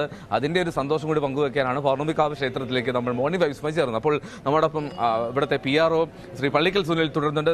താങ്കൾ സൂചിപ്പിച്ച പോലെ ഇത് 18 പടികളാണല്ലേ. നമുക്ക് ഹാലാസ്യ ശിവഭഗവാനെ കൂടി കണ്ടുകൊണ്ട് നമുക്ക് വിവാഹ മണ്ഡപത്തിലേക്ക് ഈ ഹാലാസ്യ ശിവഭഗവാൻ എന്നുള്ളതിന്റെ ഒരു ഹാലാസ്യ പുരാണം നമ്മുടെ ഈ ഭാഗവതം പോലെ, ദേവി ഭാഗവതം പോലെ പരമശിവന്റെ മാഹാത്മ്യം ജനങ്ങളെ അറിയിക്കുന്ന പുരാണമായിട്ടാണ് വേദവ്യാസൻ രചിച്ചത്. ഇത് ഓരോന്നും 18 പടിയാണ്. അതാ നമ്മുടെ ക്യാമറാമാൻ ചവിട്ടിയത് ആദ്യത്തെ പടിയില്ല. എന്നെ നോക്കിയാൽ 1, 2, 3 എന്ന 18 പടികൾ കടന്ന് 18 പുരാണങ്ങളും അറിഞ്ഞ് വേദതത്വങ്ങൾ മനസ്സിലാക്കി വേദസംഹിതയുടെ ഉപജ്ഞാതാവ് പരമശിവനാണെന്ന് ശിവപുരാണത്തിൽ പറയുന്നു. തന്നെയുമല്ല, ഒറ്റക്കല്ലിൽ കൃഷ്ണശിലയിൽ തീർത്ത പരമശിവൻ ഇരിക്കുന്ന പ്രതിഷ്ഠ വേറെ എങ്ങുമില്ല. അപ്പൊ ശിവലിംഗം ലിമഗമേത ഇത് ലിംഗ എന്ന് സൂചിപ്പിക്കും. അപ്പൊ പരമശിവന്റെ നമ്മൾ നേരത്തെ പറഞ്ഞതുപോലെ വാഹനത്തിന്റെ അടുക്കൽ എത്തിയാണ് ആദ്യം നന്ദിയെ കണ്ടിട്ട് ഭഗവാന്റെ അടുത്തേക്കാണ് പോകുന്നത്. അപ്പൊ കേരള സ്റ്റേറ്റ് 1 എന്നൊരു വണ്ടി ഇവിടേക്ക് വന്നാൽ വിവരമുള്ളവർക്ക് അറിയാം മുഖ്യമന്ത്രിയാണോ. മുഖ്യമന്ത്രി ശ്രീ പിണറായി വിജയൻ വരുന്നു എന്ന് നമ്മൾ പറയും. വിവരമില്ലാത്ത ഒരു കുട്ടിക്ക് ഏത് വാഹനം കണ്ടാലും ഒരേപോലെയാണ്. അപ്പൊ നന്ദി ഇരിക്കുന്നത് കണ്ടാൽ, ഈ രൂപം കണ്ടാൽ നമുക്കറിയാം, ഇനി അകത്തെ ശിവന്റെ അടുത്തേക്കാണ് പോകുന്നത്. വളരെ പ്രാധാന്യമുള്ള ശിവപുരാണത്തിൽ നന്ദിയുടെ നീളത്തെ കുറിച്ചും ചെവിയെ കുറിച്ചും കണ്ണിനെ കുറിച്ചും ഒക്കെ സൂചിപ്പിച്ചിട്ടുണ്ട്. അപ്പൊ അതെല്ലാം അതിൻ്റെതായ തത്വത്തിൽ രൂപീകരിക്കപ്പെട്ട ഒരു നന്ദി വിഗ്രഹമാണ്. ചെവിയിൽ വന്ന നമ്മളിപ്പോ ചില രഹസ്യങ്ങൾ, ഞാനിപ്പോ അങ്ങനെ ഒരു രഹസ്യം പറയുന്ന എല്ലാവരുടെയും മുന്നിൽ വെച്ച് പറയില്ല. ലോകം അറിയുന്നത് നമ്മൾ ഇങ്ങനെ പറയും. പ്രധാനപ്പെട്ട ഒരു കാര്യം പോകുന്ന സമയത്ത് ചെവിയിൽ പറയാം. അതേപോലെ പറഞ്ഞിട്ട് നേരെ ഇടത്തോട്ട് തിരിയുമ്പോ അവിടെ കുബേരന്റെ വിഗ്രഹം മുകളിൽ കാണാം. അതും ഒരു അപൂർവതയാണ്. താഴെ നിന്ന് കണ്ടത് കുറച്ചുകൂടി വിശാലമായി ഇവിടെ നിന്ന് നമുക്ക് കാണാം. ഇവിടെ നിന്ന് നോക്കിയാൽ ആയിരിക്കുന്നത് കുബേരൻ. ഇതിന്റെ മുകളിൽ. അപ്പൊ താഴെ വൈഷ്ണവ സങ്കല്പത്തിലെ കുബേരനെ പ്രാർത്ഥിച്ചു. പരമശിവന്റെ അടുത്തേക്ക് കയറുമ്പോഴും അഷ്ടദിക്പാലകന്മാരിൽ വടക്ക് കുബേരനും വടക്ക് കിഴക്ക് ഈശാന്യൻ ശിവൻ എന്ന സങ്കല്പമാണ്. താഴെ നമ്മളെല്ലാ അഷ്ടദിക്പാലകന്മാരെയും മനസ്സിൽ സങ്കല്പിച്ച് തൊഴുത, നന്ദിയെയും കുബേരനെയും തൊഴുത, ഒരു തടസ്സവും ഉണ്ടാകാതെ. ഇപ്പൊ ബാങ്കിലെ ലോൺ നമുക്ക് സാങ്ഷൻ ആകണമെങ്കിൽ 10 ലക്ഷം രൂപയാണ് നമ്മൾ ഉദ്ദേശിച്ചത്. 9 ലക്ഷം തരാനേ നിയമമുള്ളൂ. മാനേജറുടെ മുകളിൽ ഇരിക്കുന്ന ഒരാളെ കണ്ടിട്ട് ഒന്ന് പറഞ്ഞായിരുന്നെങ്കിൽ 1 ലക്ഷം കൂടെ തന്നേനെ എന്ന് പറയുന്നത് പോലെ കുബേരനോട് പ്രാർത്ഥിച്ചിട്ട് പരമശിവന്റെ അടുക്കൽ, ഹാലാസ്യ ശിവഭഗവാനാണ്, പൂഞ്ഞാർ മിത്രം നമ്പൂതിരിപ്പാടിന്റെ ശിഷ്യൻ ശ്രീനി പോറ്റിയാണ് അവിടുത്തെ പൂജ നടത്തുന്നത്. അപ്പൊ പരമശിവൻ ഇരിക്കുന്ന ഈ സങ്കല്പം ലോകത്ത് വേറെ ഇല്ല. അപ്പൊ ഇവിടെ വന്നൊരു 12 മിനിറ്റിന്റെ പ്രാധാന്യം അരനാഴിക നേരം എന്നാണ്. ഒരു നാഴിക 24 മിനിറ്റാണ്. പ്രാർത്ഥിച്ചാൽ നിശ്ചയമായും നേരത്തെ നമ്മൾ പറഞ്ഞതുപോലെ ഒരു റെക്കമെൻഡേഷൻ പറയിച്ചിട്ട് ചെല്ലുമ്പോൾ ആദ്യത്തെ സമീപനമല്ല ചിരിച്ച് നമ്മളെ അറിയില്ല എങ്കിലും അങ്ങ് ആദരിക്കുന്ന ഒരാൾ എനിക്ക് വേണ്ടി ഒരു കാര്യം പറയുമ്പോ ആ പറഞ്ഞ ആളിനോടുള്ള സങ്കല്പം കൊണ്ട് എന്നെ നോക്കിയല്ല അനുഗ്രഹിക്കുന്നത് പോലെ പരമശിവനെ അനുഗ്രഹിക്കുന്നതായി ധാരാളം വിശ്വാസികൾ വന്ന് പറയുന്നുണ്ട്. ഇവിടെ വന്ന ധനലക്ഷ്മി ബാങ്കിന്റെ ചെയർമാൻ ഡോക്ടർ വിപിൻ ദാസ് പ്രാർത്ഥിക്കുമായിരുന്നു, ഓരോ ബ്രാഞ്ചുകൾ വരുമ്പോഴും ഒരു വിഹിതം ഞാൻ മാറ്റിവെക്കും. ലാഭം വീട്ടിലേക്കും സ്റ്റാഫിനും മാത്രമല്ല, ഈ ധനം നൽകിയ കുബേരനും പൗർണമിക്കാവിലെ അമ്മയ്ക്കും ഹലാസ്യ ശിവഭഗവാനുമാണ്. ആ മാറ്റിവെച്ച തുകയാണ് അങ്ങ് നേരത്തെ സൂചിപ്പിച്ചതുപോലെ മറ്റെങ്ങും കാണാത്ത ഗോത്ര വിഭാഗത്തിലെ ആൾക്കാരെ കൊണ്ട് ആചാരപ്രകാരം ഇന്ന് വിവാഹം നടക്കുന്നതിനും കാരണം. പിന്നെ വേൽ മുരുകൻ എന്ന് നമ്മൾ കേട്ടിട്ടേ ഉള്ളൂ. ഇവിടെ വേലിലാണ് മുരുകനെ പ്രതിഷ്ഠിച്ചിട്ടുള്ളത്, ഇതും വേറെ എങ്ങുമില്ല. ഇത് വേൽ മുരുകൻ. ആ വേലിൽ നമ്മൾ മധ്യത്ത് നോക്കിയാൽ ആ മുരുകനെ കാണാം. പിന്നെ രൂപം കൊണ്ടും വിഗ്രഹം കൊണ്ടും ഒരിക്കലും നമുക്ക് നിർണയിക്കാൻ സാധിക്കാത്ത ആദിപരാശക്തി എന്ന സങ്കല്പത്തിലാണ് അവിടുത്തെ പ്രതിഷ്ഠ. അതൊരു വിഗ്രഹത്തിൽ ഒതുങ്ങുന്നതല്ല, ഒരു രൂപത്തിൽ ഒതുങ്ങുന്നതല്ല. അത് നമ്മുടെ മനസ്സിന്റെ സങ്കല്പം അനുസരിച്ച്. അമ്മ എന്ന് കേൾക്കുമ്പോൾ അങ്ങയുടെ മനസ്സിൽ ആദ്യം വരുന്നത് അങ്ങയുടെ അമ്മയുടെ രൂപമാണ്, എന്റെ അമ്മയുടെ രൂപമാണ്. അമ്മ എന്ന ജനറൽ കൺസെപ്റ്റിൽ എല്ലാം ഒന്ന് തന്നെയാണ്. ഇത് കഴിഞ്ഞാൽ നമുക്കിനി ഓരോ കുലദേവതകളെ സങ്കല്പിച്ച് ഓരോ വിശ്വാസികൾ സമർപ്പിച്ച താഴെ ഇരിക്കുന്ന നിലവിളക്കുകളും ഈ നിലവിളക്കുകളും അത് തന്നെയാണ്. എല്ലാവരും വിശ്വാസികൾ സമർപ്പിച്ചാണ്, ചോദിച്ചു വാങ്ങിച്ചതല്ല. ഇത്രയും കാലം ഞങ്ങളെ കുലദേവതയ്ക്ക് അവിടെ പോയി വിളക്ക് തെളിയിക്കാൻ സാധിച്ചില്ല, അതിന്റെ എല്ലാം കൂടി സങ്കല്പം ഞങ്ങൾ ഒരുമിച്ച് സമർപ്പിക്കുന്നു. അവരെല്ലാ പൗർണമിക്കും ഇവിടെ എത്തി ആ വിളക്കുകൾ തെളിയിച്ച് കുലദേവത ഞങ്ങളെ അനുഗ്രഹിക്കണമെന്ന് പ്രാർത്ഥിക്കും. സ്വന്തം അമ്മയെ നോക്കാൻ കഴിയാത്ത ഒരാളിന് ഞാൻ എന്റെ അമ്മയ്ക്ക് വെള്ളം കൊടുക്കാതെ അങ്ങയുടെ അമ്മയ്ക്ക് ഹോർലിക്സ് ഇട്ട പാല് തന്നിട്ട് കാര്യമില്ല. ഞാൻ കൊടുത്തേ കഴിക്കൂ എന്ന് പറയുന്ന എന്റെ അമ്മയ്ക്ക് കൊടുക്കണം എന്ന ഒരു സങ്കല്പം അടുത്ത തലമുറയ്ക്ക് പകർന്നു കൊടുക്കുന്ന ഒരു സങ്കല്പം കൂടി ഇതിന്റെ പിന്നിലുണ്ട്. അങ്ങനെ ഒരു ഭക്തനായി ഇവിടെ എത്തിയ വിപിൻ ദാസ് ഇന്ന് ഈ 100 ബ്രാഞ്ചുകളുടെ മാനേജിംഗ് ഡയറക്ടർ ആയതിന്റെ സമർപ്പണമാണ്. ലോകത്തിന് ഇങ്ങനെയൊക്കെ ഒരു സന്ദേശമുണ്ട്.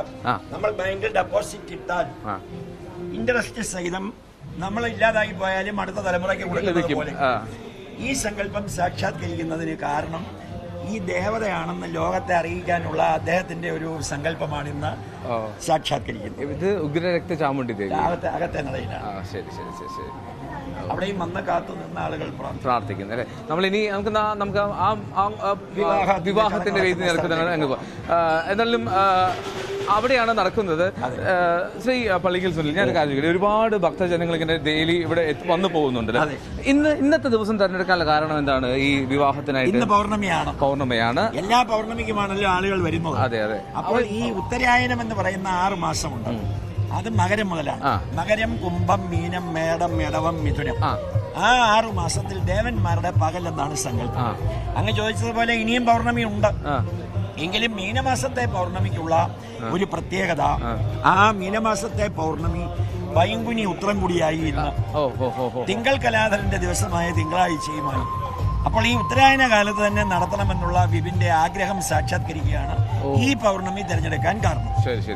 അപ്പൊ ഈ കാണുന്നതാണ് പ്രേക്ഷകർ കാണുന്ന പോലെ 108 ഗോത്രവിഭാഗത്തിൽപ്പെട്ട 108 ആളുകളുടെ വിവാഹമാണ് നടക്കുന്നത്. 108 അല്ല, 216 വധുവും വരനും ചേർത്ത് 216 പേരുടെ വിവാഹം നടക്കും. ഓരോരുത്തർക്കുള്ള മാല, പൂച്ചെണ്ടൊക്കെയാണ് ഇവിടെ സജ്ജീകരിക്കുകയാണ് അല്ലേ. അപ്പൊ വിവാഹത്തിന്റെ മണ്ഡപം സജ്ജീകരിക്കുകയാണ് ഇപ്പൊ ഇവിടെ. വിവാഹം സ്വർഗത്തിൽ നടക്കുന്നു എന്ന് നമ്മൾ വായിച്ചിട്ടേ ഉള്ളൂ. അതെ. അപ്പൊ വരുന്ന ആളിന്റെ മനസ്സിൽ താൻ നിൽക്കുന്നത് ഒരു സാധാരണ സ്ഥലത്തല്ലെന്ന് തോന്നാനാണ് ഇത്ര കമനീയമായി ആ വേദി.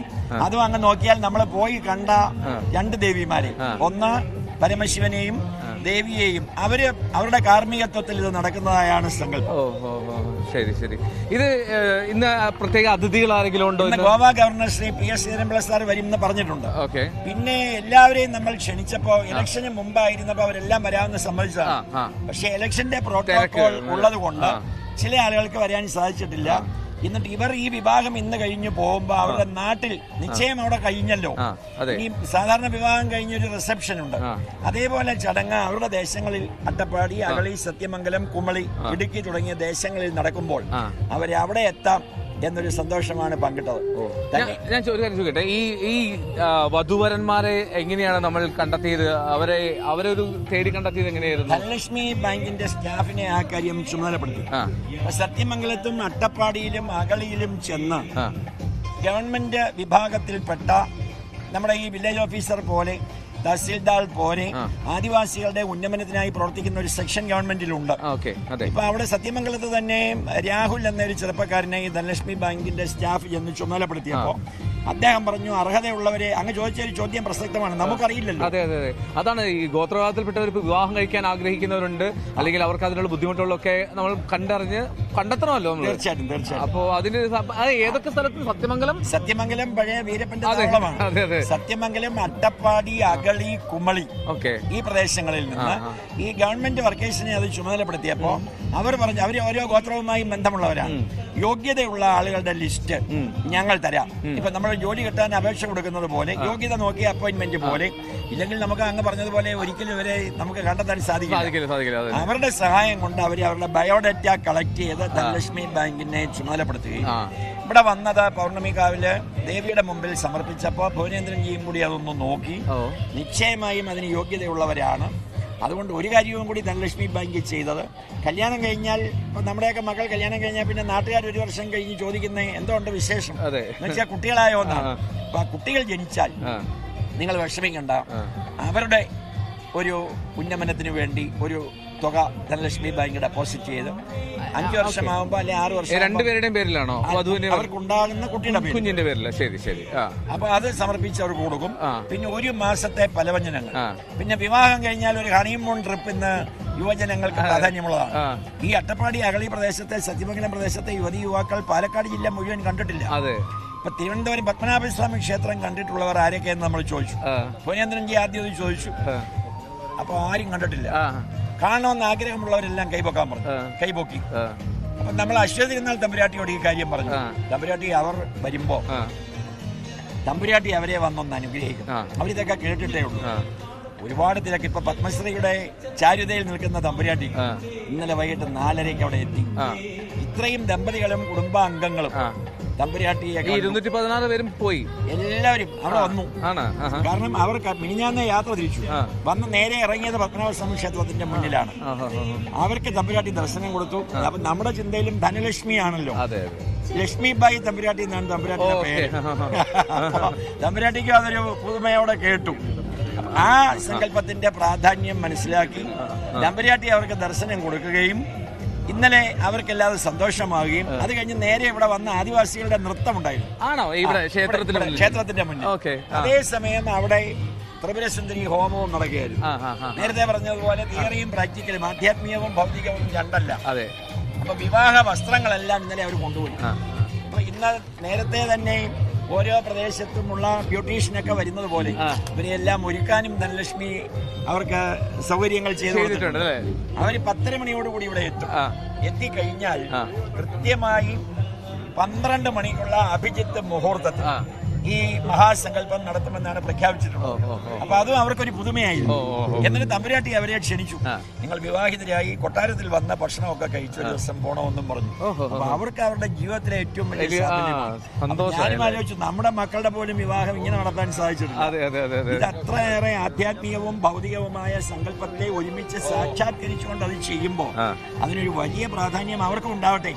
അപ്പൊ ഈ കാടിന്റെ മക്കൾ എന്നുള്ള രീതി അങ്ങ് മാറി കാടും നാടും എല്ലാം നമുക്കൊന്നു തന്നെയാണ് എന്ന സങ്കല്പം സാക്ഷാത്കരിക്കാനുള്ള ഒരു മഹാദർശനമായിട്ടാണ് അത് ചെയ്തിട്ടുള്ളത്. ഓക്കെ, ഞാൻ ചോദിക്കട്ടെ, ഇവിടെ ഒരുപാട് വീണകൾ കാണാൻ സാധിച്ചു. ഞാൻ വന്നപ്പോടെ ശ്രദ്ധിച്ചതാണ്, ഈ ഒരുപാട് വീണകൾ ഇങ്ങനെ അണിനിരത്തിയിട്ടുണ്ട്. പിന്നെ ഉള്ളിലും അവിടെ ഈ മണ്ഡപത്തിലും അവിടെ ഒക്കെ കണ്ടു ഒരുപാട്. എന്താണ് ഈ വീണകളുടെ ഒരു പ്രസക്തി ഇവിടെ? വീണ കയ്യിലിരിക്കുന്ന 2 പേർ, ഒന്ന് സരസ്വതി ദേവിയും 2 നാരദനുമാണ്. അപ്പൊ 64 കലകളെ പ്രതിനിധാനം ചെയ്ത് 64 വീണകൾ നാരദ പുരാണത്തിൽ സൂചിപ്പിച്ചിട്ടുണ്ട്. അതിൽ ഓരോന്നും നോക്കിയാൽ നാഗവീണ, മയിലിന്റെ വീണ. അപ്പൊ അതിന്റെ ഓരോ മോൾ ഭാഗവും താഴ്ഭാഗവും നോക്കിയാൽ അത് കാണാൻ സാധിക്കും. അതായത് ഇത് സ്പർശിക്കുന്നതിന് കുഴപ്പമില്ല. നാഗവീണയാണ്. താഴെ നോക്കിയാൽ അതിന്റെ രൂപം കാണാം. മുകളിലേക്ക് ചെന്ന ബാല്യമായ അതും നാഗവീണയാണ് ആയിരിക്കുന്നത്. അതാണ് മയിലിന്റെ വീണ അല്ലേ? നാരദ പുരാണത്തിലെ പ്രാധാന്യം മനസ്സിലാക്കിക്കൊണ്ട് തന്നെയാണ് അങ്ങനെ ചെയ്യുന്നത്. ഈ പുരാണങ്ങളിൽ വായിച്ചിട്ടുള്ള തിയറി ഇവിടെ പ്രാക്ടിക്കലായി കാണാം. ഇപ്പൊ കൈതപ്പുറം തിരുമേനിയും നമ്മുടെ കാവാലം ശ്രീകുമാറും ഒക്കെ എത്തി ഇവിടെ നിന്ന് വീണ മീട്ടി അകത്ത് പോയി അവരുടെ അക്ഷരത്തിന്റെ മുന്നിൽ പൂജിച്ചിട്ടാണ് ആ ഒരു നവരാത്രിക്ക് ഇവിടെ നിന്ന് പോയത്. അപ്പൊ ഇത് അറിയാവുന്ന വായിച്ചിട്ടുള്ള ആളുകൾക്ക്, ആ തിയറി മനസ്സിലാക്കിയിട്ടുള്ളവർക്ക് പ്രാക്ടിക്കലാകാൻ ഭാഗ്യം ഒരു ക്ഷേത്രത്തിലും കിട്ടിയിട്ടില്ല. ഇതും ഓരോരുത്തരുടെ സമർപ്പണമാണ്. ഞങ്ങൾ കുട്ടികൾക്ക് വിദ്യാഭ്യാസ പുരോഗതി വന്നാൽ ഞങ്ങളൊരു വീണ സമർപ്പിച്ചേക്കാം എന്ന് പ്രാർത്ഥിച്ചു പോയി. ഇപ്പൊ അഡ്മിഷൻ കിട്ടാൻ ബുദ്ധിമുട്ടുന്നവർ, അല്ലെങ്കിൽ ഉപരിപഠനത്തിന് അപേക്ഷ കൊടുത്തിട്ടും അതിന് സാധിക്കാത്തവർ, അത് സാക്ഷാത്കരിച്ചപ്പോൾ അവരുടെ സമർപ്പണമായി ആ കുട്ടികളും മാതാപിതാക്കളും കൂടി ഒരുമിച്ച് വന്ന് സമർപ്പിച്ച 64 വീണകളാണ്. 64 കലകൾ. അങ്ങനെയറിയാം, ഇടയ്ക്ക എന്ന വാദ്യത്തിന്റെ താഴെ പൂച്ചണ്ട് പോലെ ഇട്ടിട്ടുണ്ട്, നിലത്ത് വെക്കാത്ത വാദ്യമാണ്. അതിന്റെ 4 ഇരട്ടി പ്രയോജനമാണ് വീണയ്ക്കെന്നാണ്. സരസ്വതി ദേവിയുടെ കയ്യിലിരിക്കുന്ന വീണ അതിന് കച്ചപി എന്നാണ് പറയുന്നത്. നാരദനും വീണ മീട്ടിക്കൊണ്ടാണ് സഞ്ചരിക്കുന്നത് ലോകം മുഴുവൻ. നല്ല സന്ദേശം അറിയിച്ചു കൊടുക്കുന്നതാണ് ജോലി. അപ്പൊ വിദ്യയും നല്ല സന്ദേശവും ഞങ്ങളുടെ അടുത്ത തലമുറയ്ക്ക് ഉണ്ടായാലേ, അപ്പൊ ഞാനും അങ്ങും പോയി കഴിഞ്ഞാൽ അച്ഛനും അമ്മയും ഒക്കെ എത്ര ഈശ്വരവിശ്വാസികളായി ജീവിച്ചവരാണ്, ഇപ്പൊ അവിടുത്തെ തലമുറയെ കണ്ടാൽ അവരെ പറയിപ്പിക്കാൻ വേണ്ടി ജനിച്ചതാണെന്ന് പറയുന്ന ഒരു കൊളോക്കിലാണ്. അത് അടുത്ത തലമുറയ്ക്ക് വരരുത്. നിങ്ങൾ അമ്മ, അച്ഛൻ, ഗുരു, അതിഥിയെയൊക്കെ മാനിക്കണം. അപ്പൊ അങ്ങ് ഇവിടെ അതിഥിയായിട്ടല്ല, ഈ ഒരു വീട്ടിലെ അംഗത്തെ പോലെ എത്തുമ്പോൾ നമ്മൾ ഒരുമിച്ചിരുന്ന് ഭക്ഷണം കഴിച്ച്, നമ്മൾ ഒരുമിച്ച് വെള്ളം കുടിച്ച് പിരിയുന്ന ഒരു സന്തോഷം. അപ്പൊ അങ്ങ് പോവല്ലേ, ഞാൻ ഭക്ഷണം കഴിക്കാൻ പോട്ടെ എന്ന് പറയുമ്പോ ചിരിച്ചോണ്ടായിക്കോട്ടെ സുനിലേട്ടാ എന്ന് പറഞ്ഞാലും ഉള്ളിൽ വിചാരിക്കും, എന്നാലും അങ്ങനെ ചിന്തിച്ചില്ലല്ലോ. അതുകൊണ്ട് ഇവിടെ വരുന്നവർക്കെല്ലാം 3 നേരം ഭക്ഷണമാണ്. കഴിഞ്ഞ നവരാത്രിക്ക് 1 ലക്ഷത്തിലധികം ആൾക്കാരാണ് ഭക്ഷണം കഴിച്ചത്. അപ്പുറത്ത് ശനി ഭഗവാനെ പ്രതിഷ്ഠിക്കുന്ന പ്രതിഷ്ഠ എത്തിയിട്ടുണ്ട്. അവിടെ ഒരു 5 നില മന്ദിരം അതിനായി ഒരുങ്ങുന്നുണ്ട്. അതിലെ താഴത്തെ നിലയും മുകളിലത്തെ നിലയും ഉപയോഗിച്ചാണ് ഇന്നലെയും ഭക്ഷണം നടന്നത്. അപ്പൊ ഭക്ഷണം ഒരു പ്രധാന കാര്യമാണ്. ഇവിടെ വന്ന് സന്തോഷമായിട്ട് നിവേദ്യം എന്താണ്? ഇവിടുത്തെ പ്രധാന നിവേദ്യം കടുംപായസമാണ്. അത് നിവേദ്യം കുന്നുകൂട്ടി എനിക്ക് വെക്കണമെന്ന് ദേവി പറയുന്നുണ്ട്. സാധാരണ ചെയ്യുന്നത് തിടപ്പള്ളിയിൽ വെച്ചിട്ട് ഒരല്പം എടുത്ത് കൊണ്ടുപോയി നിവേദിക്കുന്ന നിവേദ്യ സങ്കല്പമാണ് നമുക്കുള്ളത്. അതിന് മാറ്റമുള്ള ക്ഷേത്രം അമ്പലപ്പുഴയാണ്. അമ്പലപ്പുഴ പാൽപ്പായസം വെക്കുന്നത് മുഴുവൻ കൊണ്ടുവന്ന് നിവേദിക്കണം. അതേപോലെ ഇവിടെ വന്ന ഒരു പൗർണമിക്ക് അങ്ങ് എത്തുമ്പോൾ ഈ വിഗ്രഹം വെക്കുന്നത് കണ്ടാൽ നമ്മൾ അത്ഭുതപ്പെട്ടു പോകും. അതിന്റെ മുന്നിലെ നിവേദ്യം എല്ലാ വിഭവങ്ങളും കൂട്ടി ഒരു ഭക്ഷണം കഴിക്കുന്ന പോലെ. അല്ലെങ്കിൽ ഒരുപക്ഷെ ഇത്രയും വിഭവങ്ങളൊന്നും നമ്മൾ ദിവസവും കഴിക്കാറില്ല. ഒരു കല്യാണത്തിന് കൊടുക്കുമ്പോൾ നമ്മുടെ ഒരു സങ്കല്പമാണ്, നിങ്ങൾ വേണ്ടത് കഴിച്ചാൽ മതി, ഇപ്പൊ ഓരോന്നും വന്ന് വേണോ എന്ന് ചോദിക്കാൻ.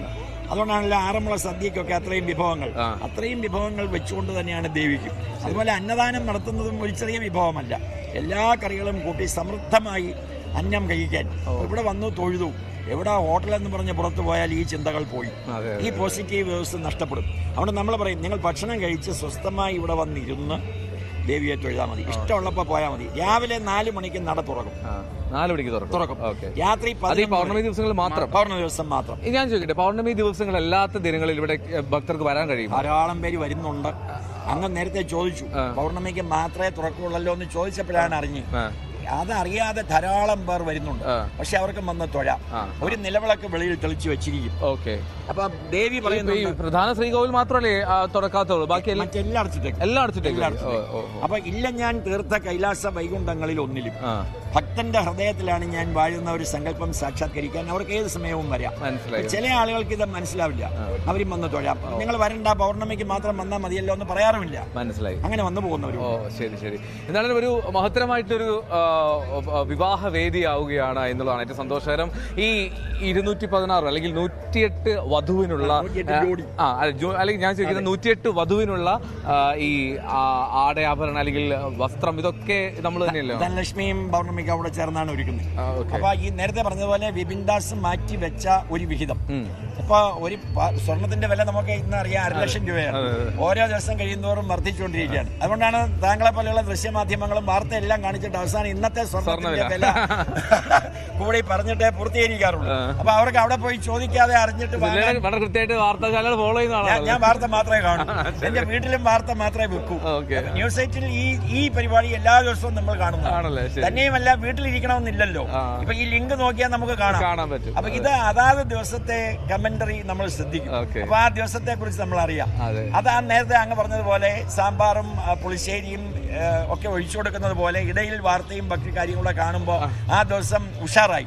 അപ്പൊ രാവിലെ ആദ്യ യാമത്തിലാണ് ന്യൂസ് 8-ന്റെ പതിവ് പരിപാടി. ആദ്യ യാമം എന്ന് പറഞ്ഞാൽ 6 മുതൽ 9 വരെയാണ്. ഈ സമയത്ത് നമ്മൾ എന്ത് കാണുന്നോ ചിന്തിക്കുന്നോ അതായിരിക്കും അന്നത്തെ റിസൾട്ട്. അപ്പൊ ഞങ്ങൾക്ക് ഒരു പോസിറ്റിവിറ്റി കൊടുക്കാൻ 100%. നമ്മൾ ഇന്നലെ അറിയിച്ചിരുന്ന ന്യൂസ് ഇന്ന് എല്ലാവരും കാണണം. ഇന്നും അതിന്റെ ലിങ്ക് ഏതാണ്ട് 108ഓളം പിന്നെ വാട്സപ്പ് ഗ്രൂപ്പുകളിൽ അയച്ചു കൊടുത്തിട്ടുണ്ട്. അപ്പൊ അവരെല്ലാം ഈ സമയം അത് കണ്ടുകൊണ്ടിരിക്കുക. സന്തോഷം. അപ്പൊ എന്തായാലും നമുക്ക് ഈ പറഞ്ഞ പോലെ ഇവിടെ എത്താൻ കഴിഞ്ഞതിലും ഈ കാഴ്ചയൊക്കെ കാണാൻ കഴിഞ്ഞതിലും ഞങ്ങൾക്ക് ഒരുപാട് സന്തോഷം. നമ്മൾ ഇനി ഇവിടെ കാണാൻ കഴിയാതെ പോയ എന്തെങ്കിലും കാഴ്ചയുണ്ടോ പ്രത്യേകിച്ച്? യാഗശാലയിലേക്ക് പോകും. അവിടെയാണ് നമ്മുടെ പ്രപഞ്ചയാഗം നടന്നത്. അന്ന് താൽക്കാലികമായി കെട്ടി ഉണ്ടാക്കിയതായിരുന്നു. പക്ഷെ അടുത്ത പൗർണമി ആയപ്പോഴത്തേക്ക് സ്ഥിരമായി. ഇതൊന്നും പൊളിച്ചു മാറ്റേണ്ടതല്ല. ഇപ്പൊ ഇന്നലെ ഭുവനേന്ദ്രൻജി പറഞ്ഞു ഈ സ്ഥിരമായി ഇട്ടിരിക്കുന്ന താൽക്കാലിക സെറ്റ് നമ്മൾ ഈ സിനിമയുടെ ഷൂട്ടിങ്ങിനൊക്കെ ഇടുന്നത് പോലെ ഇട്ടിരിക്കുന്നത് വിവാഹ മണ്ഡപം അത് സ്ഥിരമായി ആക്കിയാൽ വിവാഹങ്ങൾ ഇവിടെ വെച്ച് നടക്കുമല്ലോ. അപ്പൊ വിപിൻ ദാസിനോട് പറഞ്ഞു നമുക്ക് 500 ബ്രാഞ്ച് ആവുമ്പോ അത് സ്ഥിരമായി ഇവിടെ കെട്ടിയാൽ. അപ്പോൾ ഇഷ്ടംപോലെ സ്ഥലമുണ്ട്. അതെല്ലാം ഈ ചുവന്ന മണ്ണാണ്. ഇതൊക്കെ കുഴിച്ച് നോക്കിയപ്പോ സാധാരണ പണ്ട് തച്ചിശാസ്ത്ര പ്രകാരം കുഴിച്ച് നോക്കുമ്പോ പല്ലോ എല്ലോ നഖമോ ഒക്കെ വന്നാൽ അത് ദേവഭൂമി അല്ലെന്നാണ്. ഇത് മുഴുവൻ അതിന്റെ റിനോവേഷൻ വർക്ക് നടന്നപ്പോൾ അങ്ങനെയുള്ള അശുദ്ധികരമായ ഒരു കാര്യവും കണ്ടില്ല. അപ്പൊ ദേവഭൂമിയാണ്. അടിക്കോട്ട് ചെല്ലുന്തോറും പണ്ട് ആ ഈശ്വരീയ സങ്കല്പത്തിൽ ദേവിയുടെ സാക്ഷാത്കാരം തന്നെ എന്നാണ് സങ്കല്പിച്ചിരിക്കുന്നത്. ഇവിടെയായിരുന്നു ഈ പ്രപഞ്ച മഹായാഗം. ഈ പ്രപഞ്ചയാഗം അത് നടത്താനുള്ള ഒരു സാഹചര്യം എന്തായിരുന്നു? അന്ന് നമ്മുടെ ഭൂമി കുലുക്കവും വെള്ളപ്പൊക്കവും ഒക്കെ നടക്കുന്ന സമയം, പ്രളയം എന്ന് പറഞ്ഞ് സിനിമ പോലും ഇറങ്ങിയ സമയം. ഇപ്പൊ കൊല്ലം ജില്ലയിൽ താമസിച്ചിരുന്നവർ കടൽ കയറിയാലോ എന്ന് വിചാരിച്ച് പത്തനംതിട്ട ജില്ലയിലേക്ക് പോയി. കിഴക്കൂർന്ന് പ്രളയം വരുന്നത് കണ്ടപ്പോൾ അവർ അത്ഭുതപ്പെട്ടു പോയി. അന്ന് ഇവിടെ ഒരു പൗർണമിക്ക് സങ്കല്പിച്ചു ഇതൊന്നും ബാധിക്കാതെ, ലോകത്തിന് ബാധിക്കാതെ ഇവിടെ ഒരു യാഗം നടത്തിയേക്കാം. സാധാരണ പണ്ട് പ്രളയം ഭൂമികുലുക്കം എന്നൊക്കെ പറയുമ്പോൾ ഒരു സീസൺ പോലെ എല്ലാ വർഷവും അത് ആവർത്തിക്കാറുണ്ട്. ആ സങ്കല്പത്തിൽ അത് നടന്നുകൊണ്ടിരിക്കുമ്പോൾ തന്നെ അതിന് ശാന്തത വന്നു. അന്ന് ദേവിയുടെ അരുളപ്പാടാണ് കാടും നമ്മുടെയാണ്. കാട്ടിലെ മക്കളുടെ ഉന്നമനത്തിനായി ഒരു വിശേഷ പ്രവർത്തനം നടത്തണം. അതിന് വിപിൻ ദാസും സാക്ഷിയാണ്. അപ്പൊ അദ്ദേഹം അത് ഏൽക്കുകയായിരുന്നു. ആ പ്രപഞ്ചയാഗത്തിന്റെ ഹോമകുണ്ഡം പിന്നെ പൊളിച്ചിട്ടില്ല. ശിവസങ്കല്പത്തിൽ അവിടെ അന്ന് കൈലാസപുരി സ്വാമിയും 51 ദേവീ പീഠങ്ങളിലെ ശ്രേഷ്ഠന്മാരായ തന്ത്രിമാർ എത്തിയിരുന്നു. മധുര മീനാക്ഷി ക്ഷേത്രം, കാമാഖ്യ, ഉജ്ജയിനി, അവിടെ നിന്നെല്ലാം എത്തി. അവര് 51 പേർ ഇവിടെ ഇരുന്ന ഒരു സമയം നമുക്ക് ചിന്തിക്കാൻ, വാക്കുകൾ കൊണ്ട് വരിക്കാൻ സാധിക്കുന്നു. അതെ, നമ്മൾ ദൃശ്യങ്ങൾ കണ്ടിരുന്നു. നേരിട്ട് പങ്കെടുക്കാൻ സാധിച്ചില്ല എങ്കിൽ പോലും ഞാൻ കണ്ടിരുന്നു. പ്രതിനിധി വന്നിരുന്നു. നമ്മൾ ഉറപ്പായിട്ട് ഓർമ്മയുണ്ട്. അപ്പൊ ആ യാഗം എല്ലാ വർഷവും അതിനെ സങ്കല്പിച്ചുകൊണ്ട് നടത്തിയതിന് ശേഷം ഇവിടെ ഉണ്ടായ ഒരു ഐശ്വര്യവും ഇവിടെ വരുന്നവർക്കുണ്ടായ ഒരു മാറ്റവും നമ്മൾ പറയുന്ന പോലെ വാക്കുകൾ കൊണ്ട് വരിക്കാവുന്നതല്ല. പലരോടും ഞാൻ അവർ താമസിക്കുന്ന വീടുകളിൽ ചെല്ലുമ്പോൾ ചോദിക്കും അവിടെ വന്നതിന് ശേഷം എങ്ങനെയുണ്ട് മാറ്റം. അവർ വികാരഭരിതരായി കണ്ണുനീരോടെ രോമാഞ്ചത്തോടെ പറയുന്നത് കണ്ടിട്ടുണ്ട്. അതുകൊണ്ട് അവരുടെ സമർപ്പണങ്ങൾ ഇവിടെ വന്നാൽ എന്ത് ചെയ്യണമെന്നൊന്നും നമ്മൾ പറയാറില്ല. പക്ഷെ നമ്മൾ ചിന്തിക്കുന്നതിന്റെ അപ്പുറത്ത് അവർ സമർപ്പിച്ചിട്ട് പോകും. ഇപ്പൊ ഒരു പിരിവിന് ഒരു ക്ലബിന്റെ പേരിൽ ഞാൻ അങ്ങയുടെ വീട്ടിൽ വന്നാലും 100 രൂപയാണ് പ്രതീക്ഷിക്കുന്നത്. അപ്പൊ എന്ത് വേണം എന്ന് ചോദിച്ചാൽ ഞാൻ പറയുകയാണ് അത് അങ്ങയുടെ ഇഷ്ടം പോലെ തന്നാൽ മതി എന്ന് പറയുമ്പോൾ 1000 രൂപ തരുന്ന പോലെയാണ് ഇവിടെ വന്നുള്ള സമർപ്പണം. വിപിൻ ദാസിന്റെ സമർപ്പണവും അങ്ങനെ തന്നെയാണ്. ഈ ക്ഷേത്രവുമായി തുടക്കകാലം മുതൽ ബന്ധപ്പെട്ട ആളാണ്. അപ്പൊ 1ാമത്തെ ശാഖയുടെ ഉദ്ഘാടനം മുതൽ 100ാമത്തെ ശാഖ മിനിഞ്ഞാന്ന് കേശവദാസപുരത്താണ് ഉദ്ഘാടനം ചെയ്തത്. ആ ചടങ്ങിൽ വരെ ഭുവനേന്ദ്രൻജിയോടൊപ്പം ഞാൻ പങ്കെടുത്തിട്ടുണ്ട്. പക്ഷെ വിപിൻ ദാസിന്റെ ആ ഡെഡിക്കേഷൻ അത് നമുക്ക് വാക്കുകൾ കൊണ്ട് വിവരിക്കാൻ കഴിയും. ഓക്കെ, എന്തായാലും ഒരുപാട് സന്തോഷം പള്ളിക്കൽ സുനിൽ, താങ്കൾ ഇത്രയും സമയം നമ്മോടൊപ്പം ചെലവഴിച്ചതിന് ഇവിടുത്തെ കാര്യങ്ങളൊക്കെ വിശദീകരിച്ച്. എന്തായാലും ഇന്ന് ഈ പൗർണമിക്കാവ് ഈ ദേവി ക്ഷേത്രത്തിൽ അതിൻ്റെ അങ്കണത്തിൽ 216 പേർ വിവാഹിതരാവുകയാണ്. അത് ഒരു സാധാരണ ജനങ്ങൾക്കൊപ്പുറം ഗോത്രവിഭാഗത്തിൽപ്പെട്ടവരാണ് എന്നുള്ളതാണ് അതിൻ്റെ ഏറ്റവും സന്തോഷം നൽകുന്ന കാര്യം. എന്താണെങ്കിലും ഇത്തരം ഒരു നല്ലൊരു കാര്യം ആലോചിച്ച് തീരുമാനിച്ച അവർക്ക് വേണ്ടി പ്രവർത്തിക്കാനുള്ള ശ്രമം നടത്തിയ പൗർണമിക്കാവ് ക്ഷേത്ര ഭാരവാഹികൾക്ക് എല്ലാവിധ സന്തോഷവും രേഖപ്പെടുത്തുന്നു. ഒരുപാട് സന്തോഷം മോർണിംഗ് വൈബ്സിൽ പങ്കെടുത്തതിന് ചേർന്ന്. എന്തായാലും മോർണിംഗ് വൈബ്സിന് സമയം ഇപ്പോൾ ഇവിടെ പൂർത്തിയാവുകയാണ്. മോർണിംഗ് വൈബ്സ് വീണ്ടും നാളെ മറ്റൊരു കാഴ്ചകൾ വിശേഷങ്ങളുമൊക്കെ തെരഞ്ഞെടുപ്പ് ചൂടൊക്കെയാണല്ലോ, ആ ചൂടിലേക്കൊക്കെ എത്തി നാളെ വീണ്ടും എത്തും. ഇന്ന് വിട പറയുന്നു. ബൈ. നമ്മളും 18